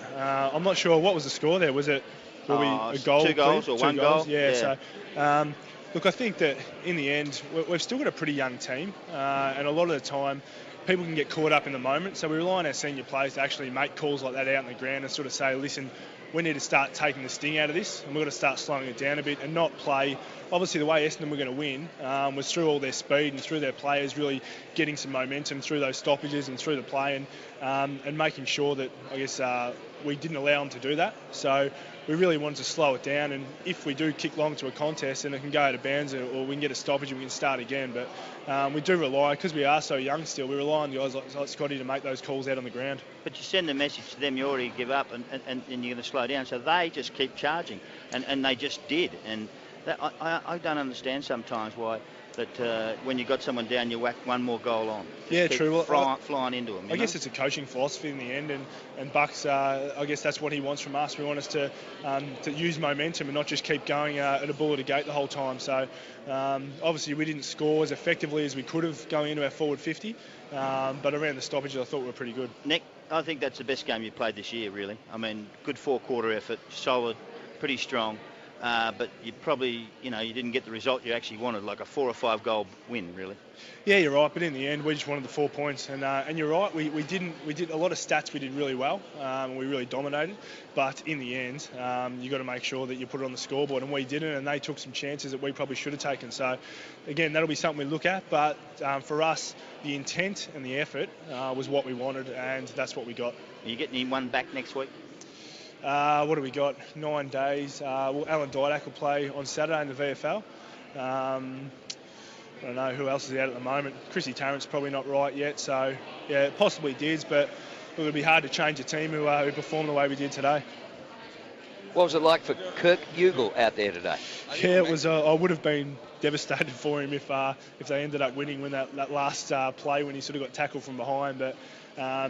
He probably didn't get enough opportunity today. He only got I think it was in the last quarter he actually came into the game. But Kirky's someone who we really rate highly, and he gives us something that not a lot of we haven't got a lot of, which is real speed and intensity through that forward half. So he's someone who we think's got a really big future. Unbelievable stage in which to make your debut. Yeah, you really find out about guys, don't you? So, but again, that tends to happen with Collingwood players. They come in and we rate our development section with Craig McRae and Tarkin Lockyer and the crew down there, and they get guys ready. And I think when they come in, they tend to do the job for us.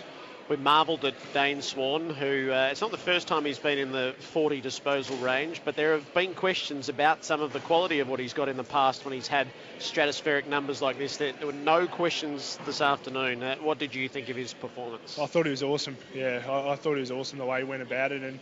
And again, a lot of people talk about Dane not being in our leadership group, but look, that was his decision, and the way that he plays is leadership. So he didn't want to sit in all the meetings and didn't want to have to go through all the other stuff that we go through as leaders, but it doesn't stop him from being a leader around the club and the way he goes about it. And it was just awesome out there game day today. Does it feel different under Nathan? Completely different or slightly different? It doesn't really feel different because you go out there and you're with 21 of your mates trying to win the game. So that's the thing we love doing. We love getting out there and playing. And I guess speaking to my mate Tommy, I would just see over there with all his medals on, who's part of the army, and he's sort of saying he's hoping to head back over there. And I said, why do you want to go back over there? Are you crazy? And he goes, oh, look, it'd be like you guys training all the time and just sitting on the bench all game and not going out in the ground. And for us, getting out in the ground is the same as him actually going over there and fighting. It's just actually game day is what it's all about. So when you're out there with 21 of your mates, it's just a really special feeling. It's a good note on which to leave it, Nick. Well done. Thanks a lot. Thanks, guys. Nick Maxwell, the Pies skipper down in the Collingwood rooms. They won by a point over Essendon, 11-14-80 to 11-13-79. Take a few more calls and the better players and the votes in the time we have remaining. Baz is with us on Grandstand AFL. Baz, fire away. Hey, g'day, guys. Nice call. I've enjoyed it with a Collingwood supporter, so it was almost unbearable. Hey, look, taking nothing away from the game, and these two sides always put on an absolutely ripper performance. But can you see a time where the AFL actually shares the love and gives it to two other teams on this amazing day we call Anzac Day? Do you think, Baz, that another combination of teams would have drawn 87,000 today? Oh, definitely, absolutely. Okay, well, you'd have to make that case compellingly, I reckon. Well, if the Hawks or one of the traditional VFL clubs was also in there, you'd have to. No, they don't draw crowds in these numbers, Baz. You'd actually have to come up with genuine evidence to say that they would. They don't play in front of 87,000. Yeah. Okay. Well, fair call. But Mark McClure's in your corner. I am. I'm not slapping you down. I'm just saying. I'm with you, Baz. I think we need to share it. I think it's an event game. We all know it's an event game. It's a bit like the Melbourne Cup, or it's a bit like something else, and people will go. But we need to have very competitive sides doing it. And these two seem to put up a pretty good fight every week, every time we do it. But I think we need to share it and share the money too, Baz. Good on you, Baz. Stuart's in Glen Iris. Good evening to you, Stuart. G'day. I listened to the call all day while I was working, but I had to watch the last 5 on the TV. And with the goal replay of Blair, the first shot was a side-on, inconclusive. So they went to behind the goal camera, and he definitely kicked it, went off his instep. But it appeared to me that it came across sideways and hit his hand. then went over the line. And the camera didn't go back to the other side view to confirm whether it was conclusive or inconclusive. Oh, interesting. So you So think the just have ball a look. touched I've had his a- own hand? Yeah, I had another look on the tape, and it definitely looks like it might have hit his hand, but I'd have to say it's inconclusive from that angle. But if this is what the technology's for, why didn't they go back and have a look at the other one? Oh, marvellous. Good work. Good I work. can't wait to go in and have a look. Get it back tomorrow. Replay the game. Good stuff, Stuart. Thanks a lot. Mark's in Perth. Mark, welcome aboard. Hi, just a quick comment first. Sitting over here at 29 degrees in Perth and we've eaten our pies. Do not let them take the Anzac game away from the Bombers and Collingwood. It is just the best. It is the best. And they really do serve up something. Observing the game, the key matchups, other teams will be looking at Harry O'Brien. What do you do about that bloke? And I think if you control him, it's a good thing. And how a game changer like Crammery from last week, when he's well held, what impact that has on the outcome. Well, a couple of points, I guess. The thing about Harry O'Brien is, and I'm actually really surprised that the coaching staff from Essendon allowed that to happen early. And also interesting because post-half time, they put Angus Monfries on him and he had a couple of touches in the second half. And it was a big reason why Essendon were able to get back into the game. It's extraordinary to think that a player of that calibre, we know the strength of being able to actually thwart the forward thrust of the opposition. And he's just a marvel at it. He's built a career on it. And it's surprising to me to see him. I think, Mark, you made mention at the start of the first quarter, the fact he was allowed to stay there. I think that, from that perspective, teams will certainly over the next coming weeks will not allow that to happen at all. I reckon he had 3 possessions in the second half. He was supposed to have height, speed, best hands. He was going to be able to do anything. He took 1 mark and had 7 possessions. So, he's gone from, having, what was it, 12 shots at goal last week. It's not easy playing up forward. Those defenders get it easy, mate. Well, he missed Hurley up there. Hurley's his partner in crime, really. Yeah. He needed a bit of class up there. What they were able to do as Collingwood defenders is say, Carlisle is not really going to hurt me that much, and I can actually roll off and help Nathan Brown out at times. If Hurley was there, his opponent's not leaving him at any point in time. Actually, and Ryder was almost a hindrance. He did nothing in the forward line. Time's going to beat us on more calls here tonight. Mark it down for Saturday, though, at midday. I'm sure a lot of this will continue to bubble away, plus you'll have Fremantle and Carlton to talk about by then. So for the first hour on Saturdays now on Grandstand, the AFL, a real chance to join in the conversation of what's making news, how it's unfolding on the field, and you add your thoughts to ours. But let's get the better players and the votes for Collingwood's 1-point win over Essendon. Well, I thought for the Essendon team, there weren't a lot of 4-quarter winners, and it's a really surprising stat when you actually go through the winners for Essendon. There weren't that many, surprisingly, yet they're only lost by under a goal. Leroy Jetta kicked 3 goals, kicked those 2 in the last quarter that really brought them back into the contest. Really interesting game from Sam Lonigan. Played on Beams for most of the day. Beams clearly had a very good game, but I thought Lonigan's ability to be able to get his hands on the ball and get some clearances in that second half were telling. Ricky Dyson played a reasonable game today. I thought Hepler cross half back was very good, and I thought Zaharaka's second half was very good for his team. For Collingwood, well, these 4 players, Beams, Pendlebury, Johnson and Sidebottom, pretty much had an average of 30 disposals each, 120-odd possessions between them. That went a long way towards Collingwood winning the game today. 2 unsung heroes. Swan clearly best on ground, but 2 unsung heroes were Nathan Brown and Marty Clark. The way that they played today, they gave all of themselves. Brown in his first game in 18 months and Clark in his stopping job on Stanton. And I would have thought, Mark, that man Swan was best on ground. Don't.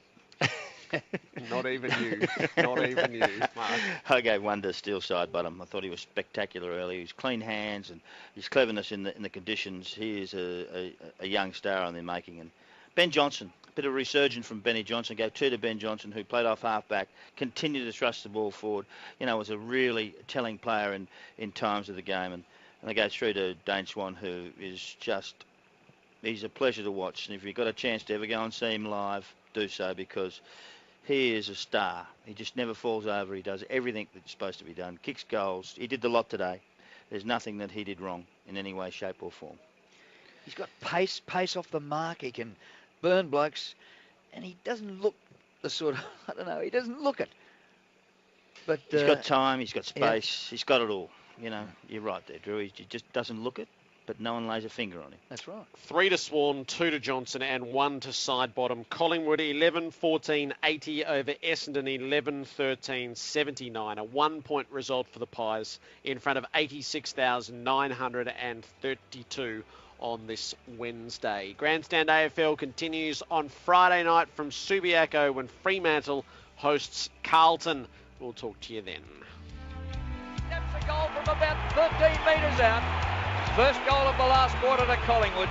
Comes to Hocking. Centering ball is good, and an excellent mark's been taken by Delolio right in front. Here he goes. Socks down. The drop punt is home. Not with that much authority, I wouldn't have thought. Zaharakis gets forward of him. Hocking's going longer. Davies going to have to try to edge Tuvey, and he does. Elwyn Davies, slight angle. 30 metres from goal. Guides it home. And still they creep. Down by 8 points halfway through the final term. Hand passed in there to Howlett. Shoveled it forward the play. Lonergan gives it off. Hocking with the shot. Davies, the lone man back. It's going to land, and he marks in the goal square. Scores are about to be levelled. They muscled it out of the contest, and Elwyn Davey ties things up. Ryder gets another look. Up to full forward. It's all on the bounce. It bounces away from goal. Carlisle's got it. Hand pass. Stanton at last. Yes! Brent Stanton finds redemption at the last hour. He's kicked the goal to put the Bombers in front. No mark, but it goes goalwards, and Blair goes off the ground. Soccers the goal that puts the Pies in front. Hang on. The umpire is having a chat. He's going to the replay. Did Blair get his boot to the ball? Looked like it to me. Over the line before it was touched again. Looks like it to me. Looks like it to the Collingwood fans. We wait on the verdict.